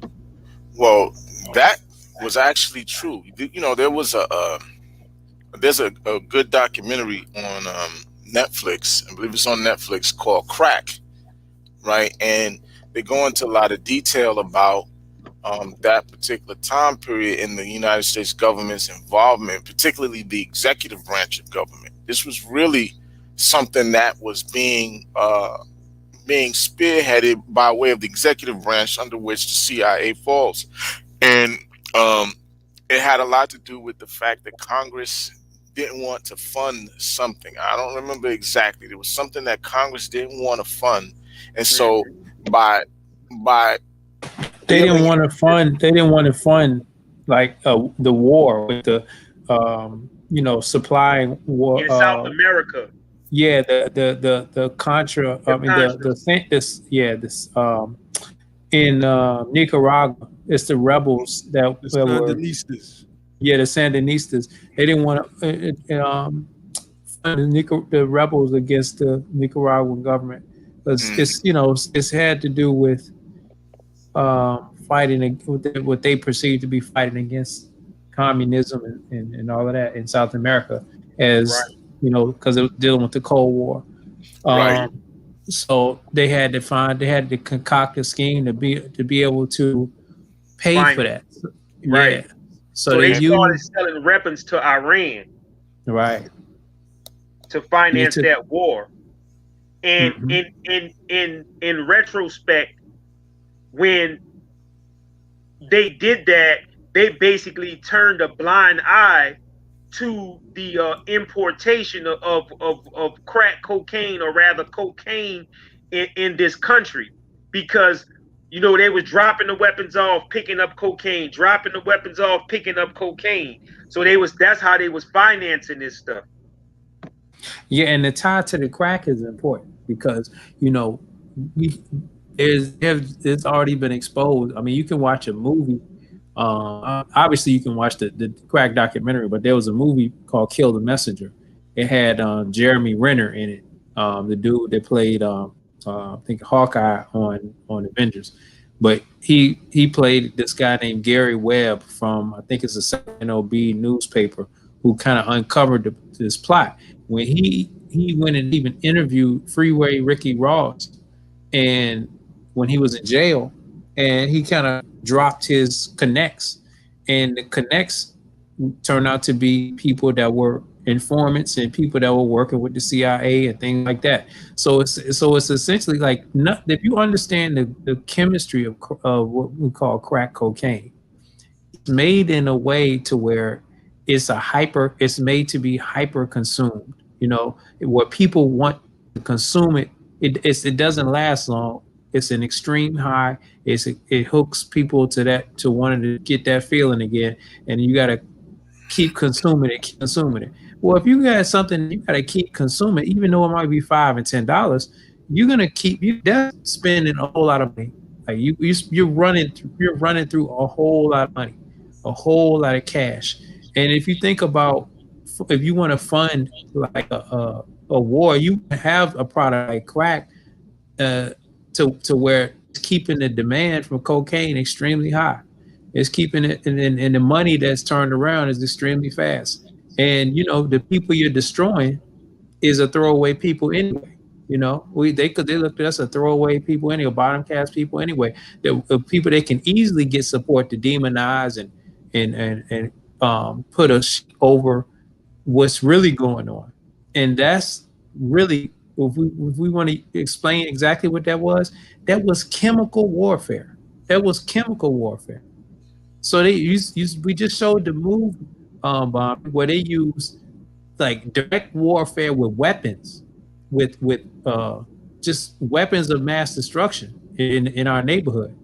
Then we turn around and you hit us with crack that you can say, well, we didn't know. BS. You were incentivized and you just got caught. You were taking the money that was coming from Freeway Rick Ross. It was coming from our mothers and our sisters and our cousins and our aunties and uncles and brothers and all people's lives and families being destroyed. And you were using it to fund a war that Congress didn't even use. You were using it to subvert Congress, which is essentially the will of the people, just so you can meet your ideological wishes of whatever you want to do as far as shaping geopolitics. That is a crime, man. That makes the case of I don't even know what to say to that. That's just absolutely horrible. But hey man, reparations over everything. Right. No, I'm sorry. Go ahead, Ali. It's just another point in time where we can point to show our people being the targets of attacks. These are all racial attacks. They're definitely motivated by race. Even though other people got caught in the crack game, but that had more to do, like, white kids coming from the suburbs into the inner cities to buy crack, had more to do with their habits, and inclinations to being addicts and drug addicts and alcoholics and so forth. So these people, because they were trying to keep the drugs away from the suburban communities where the white kids were, they came into the hoods to buy those things. And so at the end of the day, it was racially motivated, right? When they had to decide where to put the crack cocaine, that was based on race. In that documentary, there was a CIA agent who had done some investigation into the claims that people were making out there in LA, and he came back and had to admit, the government was definitely complicit in everything that you all are complaining about. It's an actual fact, and so again, violence against Black people in this country has never ceased. It has never ceased. From the 70s. In the 70s, you had in New York City in particular, you had arson. Arson was used as one of the means of attacks against Black families. They were burning the actual buildings that people lived in. People were losing their lives. People were losing all of their valuables. A fire breaks out in those buildings, especially a lot of the buildings that were being burnt. They were like what's called tenement buildings. A lot of those buildings are buildings that were constructed at the turn of the century, late 1800s, early 1900s, a lot of those buildings. So they weren't constructed in a way where some of the newer constructions are fireproof. Like, the projects that came in the 50s, 60s, 70s, whatever, a lot of those projects were constructed in a way where if an apartment or one of the units in the building catches fire, it's contained in that particular unit. It doesn't spread to the whole building. The problem is a lot of our people lived in what's called tenement buildings, and those buildings being as old as they were, when they were constructed, they weren't constructed in a way where they were fire repellent. They didn't have that same kind of thing. So if an apartment catches on fire in one of those buildings, usually the whole building went. And so that's what Brother Ali, one of my peoples that I grew up with, the same type of building that you're describing, my homegirl Nadine from my projects, man. She was up late night. I think she had just got off of work. And she put some food on. Her husband was up. The children was in their sleep. But I think the husband dozed off on the couch. I can't remember the exact story. But she put some food on at like 3 a.m. And she dozed off, and the whole family just died. Like, as you described that, obviously it brings up the fact that one of my homegirls I grew up with passed that way. There was no fire. It wasn't even no fire escape on that particular building. This was in the Bronx.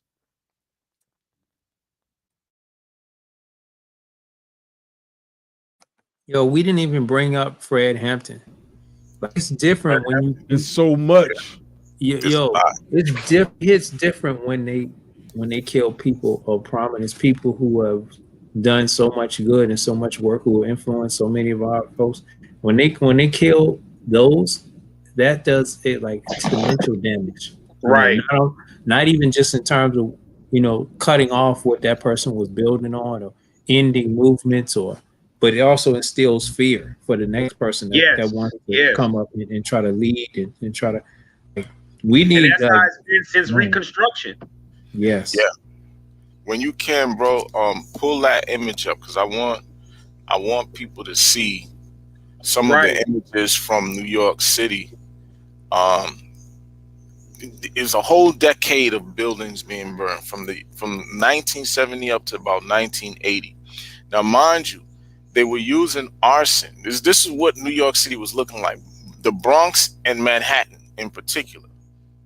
This is what we were looking at. You see, hold on. Let me scroll through some of these images so you can see. Over here is an actual burning building. You can see it from from the New York Post. Look at the little girl standing in the rubbish. Building still smoldering in the back, and the little kids out here in this lot where buildings have been demolished completely. Over here, same thing.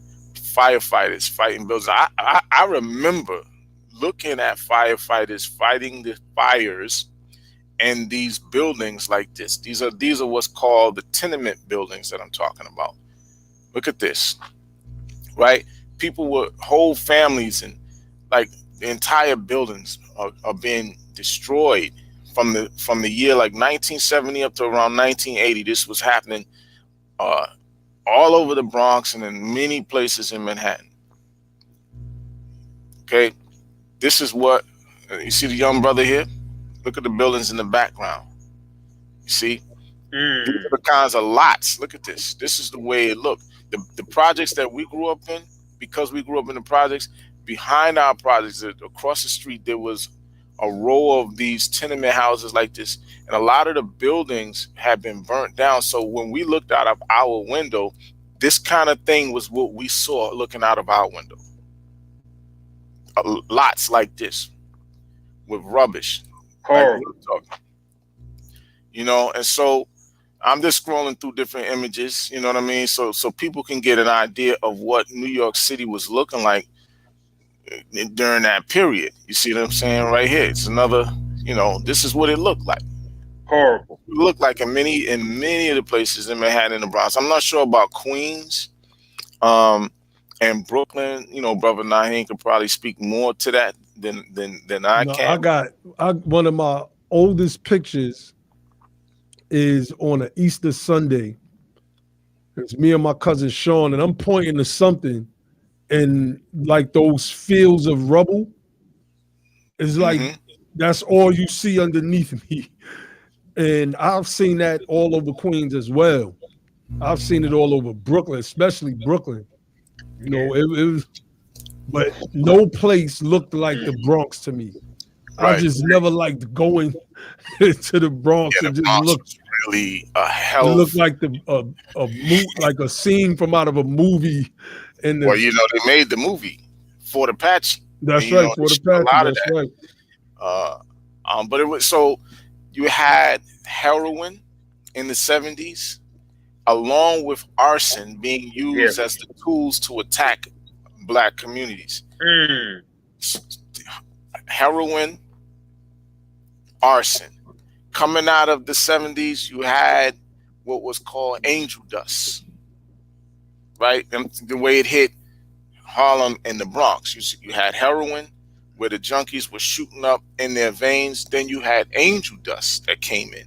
And this was a hallucinogen that had people bugging out. People were taking angel dust. There was people who were thinking that they could fly, all kinds of stuff. There was a brother that lived in my projects who was on angel dust, and he thought that he could fly. That brother jumped out of his room window. Our buildings went up to the 20th floor of my project. So I think they lived, if I'm not mistaken, they lived on, I think, like the 17th floor in the building that they was in. Brother climbed out of his room window and jumped because he thought he could fly, jumped to his death. So this angel dust came in. After angel dust coming from, you know, the late 70s, early 80s, then crack came right behind it. So the consistent targeting, the war on drugs, right with that. This is another targeting of the Black community. You get the crack, and then you get the war on drugs, right? And so with the heroin, with the angel dust, the heroin, angel dust, the crack, the war on drugs that's coming in there with it. And we can't forget, Ali, like you said, the war on drugs, and then after that, the 1994 crime bill. 94 crime bill, mass incarceration, disparate sentencing, all of this kind of stuff.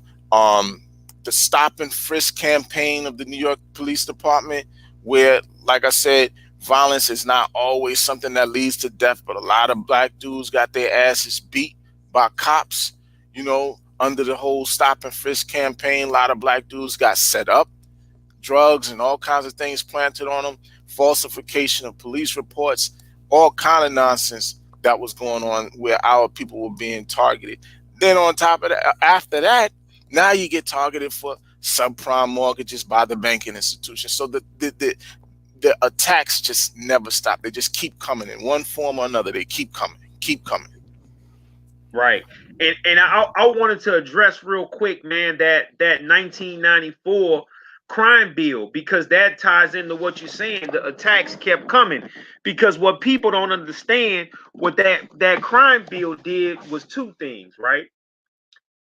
When it was passed, part of the stuff is that the 1994 crime bill basically incentivized states to create more beds to put more people in jail, right? So they was basically giving them money, you know, incentivizing the states to basically incarcerate like more people. So this stuff added to more incarceration of our people. And not only did it stand for the incarceration of more of our people, also in the 1994 crime bill, if I'm not mistaken, that they started passing the federal guidelines, the maximum of federal guideline sentencing. So things that people would have been going to jail for just a few years at the most, a lot of black men ended up spending the entirety of their whole lives in jail for cheap products like crack cocaine. And not only were they locking up drug dealers, they were also locking up people who were addicted to this substance, man. So this 1994 crime bill, man, and you know what, man? You know, a lot of people use the terminology Jim Crow Joe in that regard. But it's not an unjust statement in regard to the president of the United States. Because when you go, here I go again, you go all the way back to Reconstruction, the thing that they used against the freedmen was not a chemical dependency, but if they entered into a contract with the freedmen in the Reconstruction era, they could really figure out a way to say that the freedmen broke the contract. So they would take the freedmen, right, who broke the contract, and they would say, well, you sentenced to slavery to this person for another year, right? And another one of the things that they were doing, y'all remember that movie, The Free State of Jones? At the end of the movie, at the end of the war, they took one of the men's sons from off the side of the road and say, hey, we put you in the apprenticeship program. But the apprenticeship program was nothing more than slavery. And of course, y'all know sharecropping, basically more slavery, and people would be in prison for basically breaking the sharecroppers laws. So when you look at what they was doing then to put us back into slavery, and you go back to the spirit of what they were doing in the 1994 crime bill, right? It's doing the same thing. And then, you know, just to show you, man, how this man who is the president of the United States right now basically have, you know, disregard for the situation. When he started being called to task about it, he blamed the shit on the Black Caucus and said, yeah, it was overwhelmingly supported by the African American community. Man, bro, we in some dire straits, man. Yeah, that's terrible because a lot of people don't know. And Josh was really the one that pointed this out. The Black Caucus actually attempted to propose a number of things before the actual crime bill was passed, they were forced into accepting the crime bill. People don't know this. They think that they just went along with it, but they didn't just go along with the crime bill. They proposed some other things first. And Josh, if you want, you can build on that if you buy the microphone. The stuff that the Black Caucus had presented as alternatives to the crime bill that they ultimately wound up having to submit to. I don't know if Brother Josh is there, but I'll tell you real quick. They were talking about some preventative. They proposed some policies that dealt with preventative measures and some stuff that dealt with investment in black communities and black organizations. They had presented some stuff that dealt with drug abuse treatment for people who were actually addicted to drugs, stuff like that. This is the kind of things that they had proposed and was shot down by the Republicans in Congress. And so basically the Congressional Black Caucus at that time kind of were backed into a corner, and they had to submit to certain this whole crime bill the way that it wound up coming out. So if you read about it, you'll find out that the blacks in the CBC did try to propose some other things, some other alternative measures to that crime bill before they wound up having to submit to the 94 crime bill.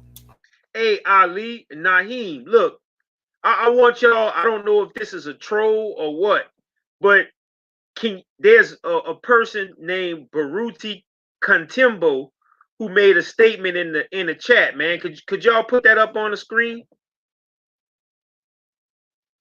I don't know if Naheem is basically a fair. There you go. Right. The brother said, based upon the dialogues, truth about the direct U.S. government targeting of black people, crack cocaine, crime bill, etc.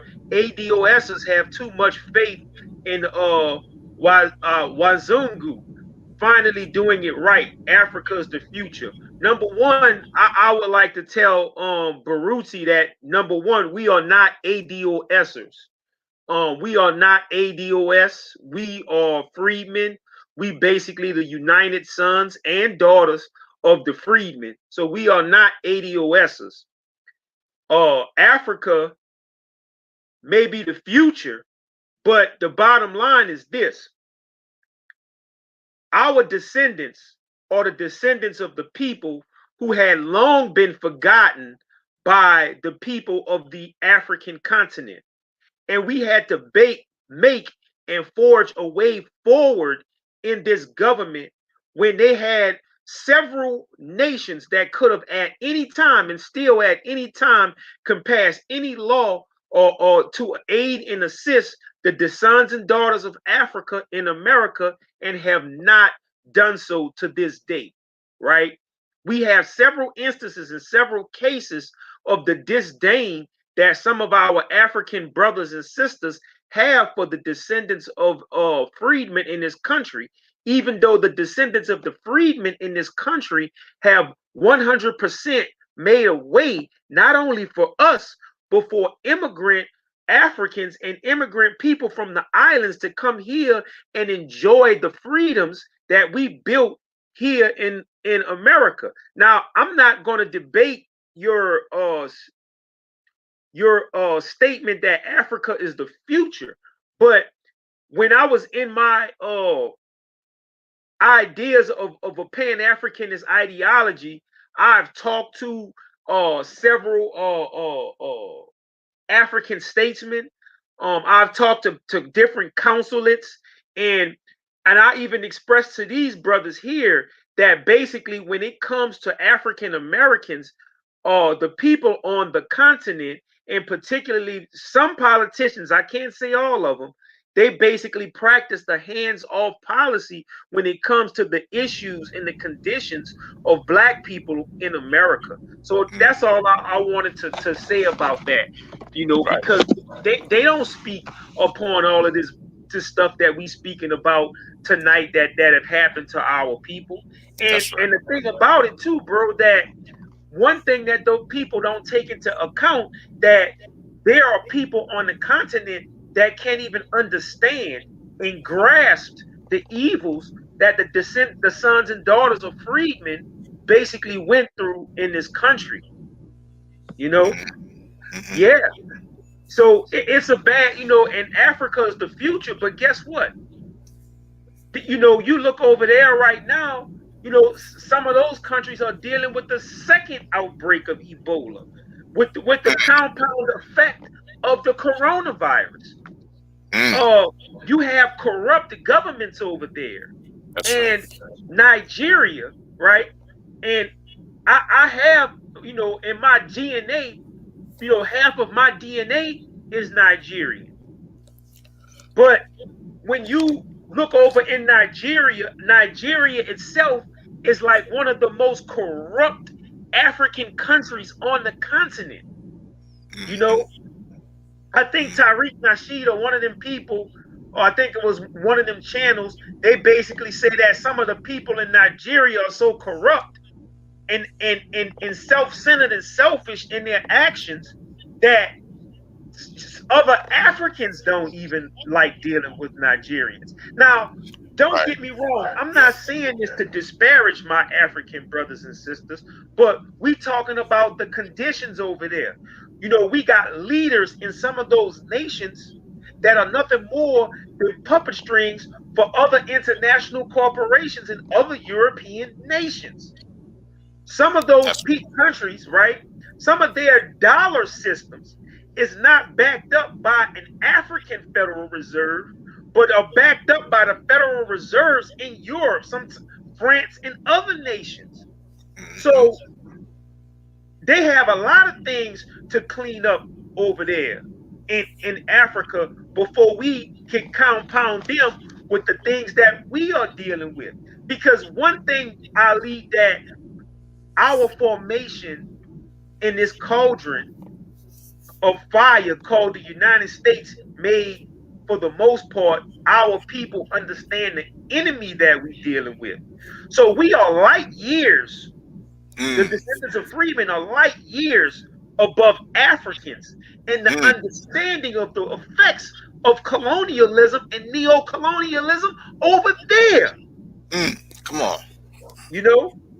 That's right. I've been to Nigeria. You understand what I'm saying? And the way that they treat basically the people who are of European descent over there, they'll walk over one of us to get to one of the Europeans that come over there. So, the painting of Africa as this Wakanda for our people, man, is asinine and immature. That's right. We are light years ahead of them in understanding this game that's going on in the world. And the freedmen, let me say something about this. The freedom of the entire globe and the world right now is depending upon the spiritual, mental, and physical resurrection of the sons and the daughters of the freedmen in America in order for the world to be free right now. That's right. Come on, brother.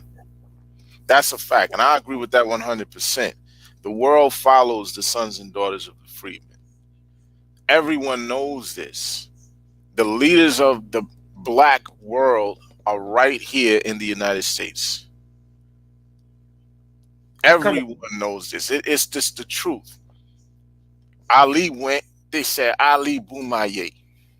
You understand? They feel that. They know what it is, right? They know what it is. Now, for some reason, people think that because we are the sons and daughters of freedmen, that we are somehow lost or something like that. We're not lost. We're not lost. We know who we are. We know who we are, and we know very well, based on our intimate relationship and dealings with white supremacy and white terrorism, exactly who it is that we're dealing with. Like Brother Grimm said, we know who these people are. A lot of people in other places in the African diaspora still have a soft spot in their hearts in a lot of ways for those for those devils, right? Still have a soft spot. And and so we see that when we are dealing with a lot of our family members from the diaspora here in this country. We see that soft spot manifest. Look at the situation that happened with Botham John, right? This is a good example. Botham John gets killed in his apartment by a European, right? This European chick lied her ass off, talking about she thought she was in her apartment. Go through the trial, they're lenient on her. She doesn't get she's convicted, but she doesn't get the time that she should have gotten in terms of a penalty. They find this woman guilty. The family immediately wants to run and give this woman a hug. They want to show her love and affection and all of this kind of stuff, man.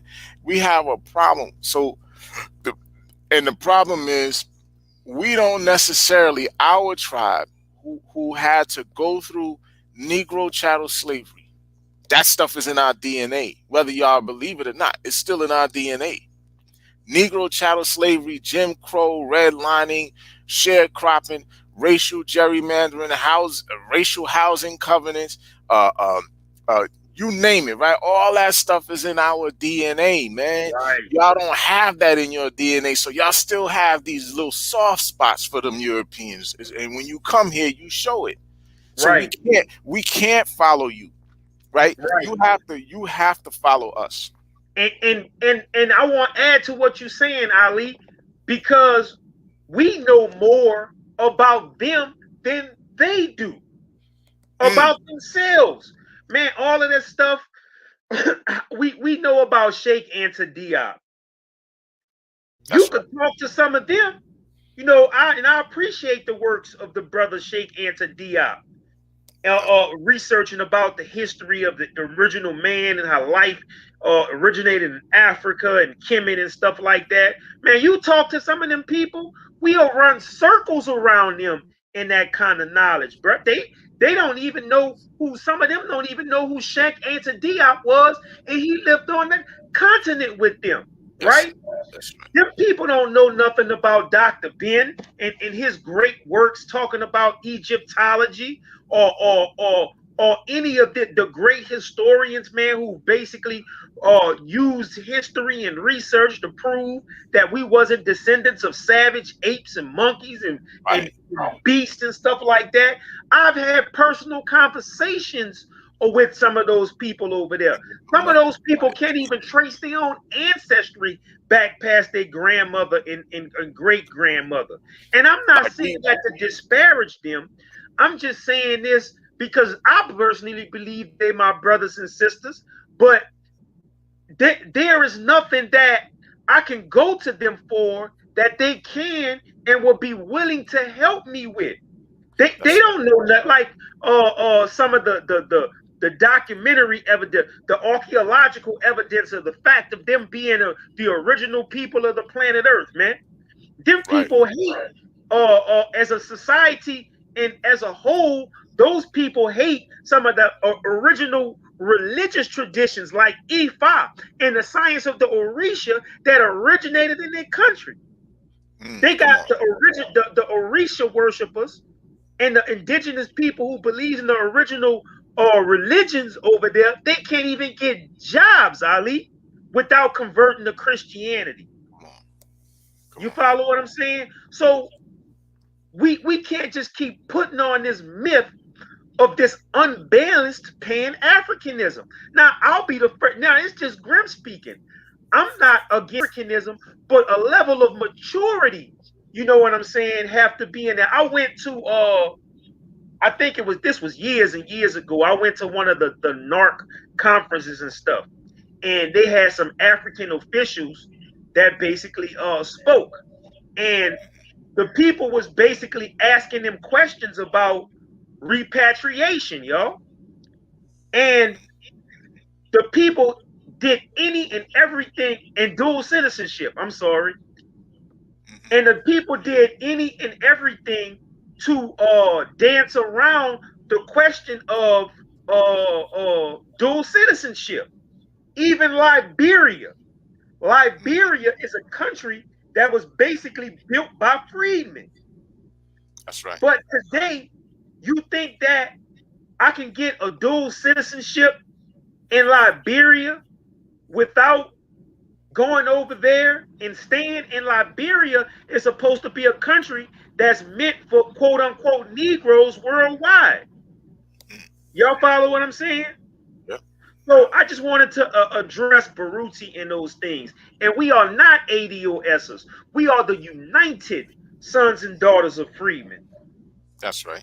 And There's Frederick Douglass is our father. there you go. There's no need for no. Let me just say this, man. You have to do all kinds of lyrical and verbal acrobatics to make the ADOS contrivance mean something. Because everybody in their right mind, right? Everybody in their right minds know that a human being cannot descend from slavery. We know that, right? But you have to do all of these verbal gymnastics to make that thing make sense. The fact of the matter is, what we've been trying to convey lately to people, the reason why we're now saying the United Sons and Daughters of Freedmen, is because freedmen makes more sense. It tells you that your ancestors obviously came through that institution of Negro chattel slavery. And as freedmen and women, the government addressed them specifically with certain policy, right? They established the Freedmen's Bureau through an act of legislation, United States Congress. The Freedmen's Bank, United Trust, the Freedmen's Trust, all of these things were established under the name freedmen, right? So at the end of the day, there's a name that the United States government already started to do business with. And they started to do business with a people known as freedmen. We don't have to use no fake contrivance of anybody else's to try to make something make sense that's already makes sense and is already on the books. We know what it is. So for us, it's just a returning to what already was. We don't have to create a new will, reinvent the will, reshape the will. We know what it was. The United States government knows what it was. Only thing we got to do, and I love the fact that there's a criteria put in place now. Who should be the beneficiaries of a reparations program? The only thing we got to do is connect ourselves to specific ancestry that had to deal with the institution of chattel slavery. That's our job. We don't need no new names. We don't need an acronym. All we got to do as the descendants, the sons and daughters of freedmen and women, is connect ourselves through our ancestry research to those people, like Dr. Darity says in his criterion, an ancestor who was enslaved. That's our job. That's what we should be doing. Family, you should be researching your ancestry so that you can easily meet that criteria when the time comes. You have all of your ducks, your everything is in a row. That's what I'm working on through Ancestry.com and whatever their databases that they have, whether it's census records, whether it's marriage, documents, social security documents, whatever the case is. We use what we have at our disposal to try to get us past that 1870 wall so that we can identify one of the family members that was enslaved in the United States. And, we deal with the black, Negro, colored thing as well. That's part of the criterion. Y'all know what the criterion is. So at the end of the day, that's what it is. We don't need ADOS. Let them have that. That whole thing is toxic madness anyway. Y'all see what it is. Right. And in addition, they just took, we talked about this before. ADOS is nothing but Scrabble. The original acronym was DOAS, the Descendants of American Slaves, which is a movement started by a man in Louisville by the name of Dr. Norris Shelton. They hijacked that thing because Dr. Cosby, who is basically a patron of the ADOS movement, right? He is intimately connected with was intimately connected with Dr. Norris Shelton. And they started putting the meetings at their church, ADOS meetings, right? So they took and hijacked the thing, and then they made the quote unquote present day two founders who claim to be two founders of that whole thing. They took that along with the academic work of Dr. Sandy Darity and made a hashtag, a movement, and now a headquarters. But we connect into the actual freedmen based upon our research. And this ain't nothing that we just popped up with because of some, man, we have been doing this research for years and just talking about this thing and tying it back to the era of Reconstruction. So you need men like us sitting on a panel debating men like Herschel Walker and what's the attorney name? Larry Elder. Larry Elder and anybody and Candace Owens and stuff like that, man. Those people that they call the founders of that they can talk about and debate the financial aspects of reparations and stuff because they studied Sandy Darity. But y'all ain't never hear them people go in like the BETHEPOWER media group went in and the United Sons and Daughters of Freedmen. That's right. So we at 226, Brother Naheem. I guess we can you know, I think we touched, unless Grim, there's something else you want to get on. I think we touched on pretty much everything that we was looking to get at, you know. Indeed, indeed. Hey, family, I hope y'all enjoyed tonight's live stream. My camera went out. I don't know what happened. But you know, we set out on showing the people. You know, these are images that we've seen hundreds of times, maybe dozens of times before. But it has to be brought into a perspective so that the fullness of it can be realized. What we are dealing with, what we have dealt with, what our ancestors have dealt with. The brutalities, the horrors, a high stakes game at the governmental level. Let you move weapons to Iran and coke to Black neighborhoods in the United States of America, the inner cities. Like, that's playing God with people's lives. They play God with our lives.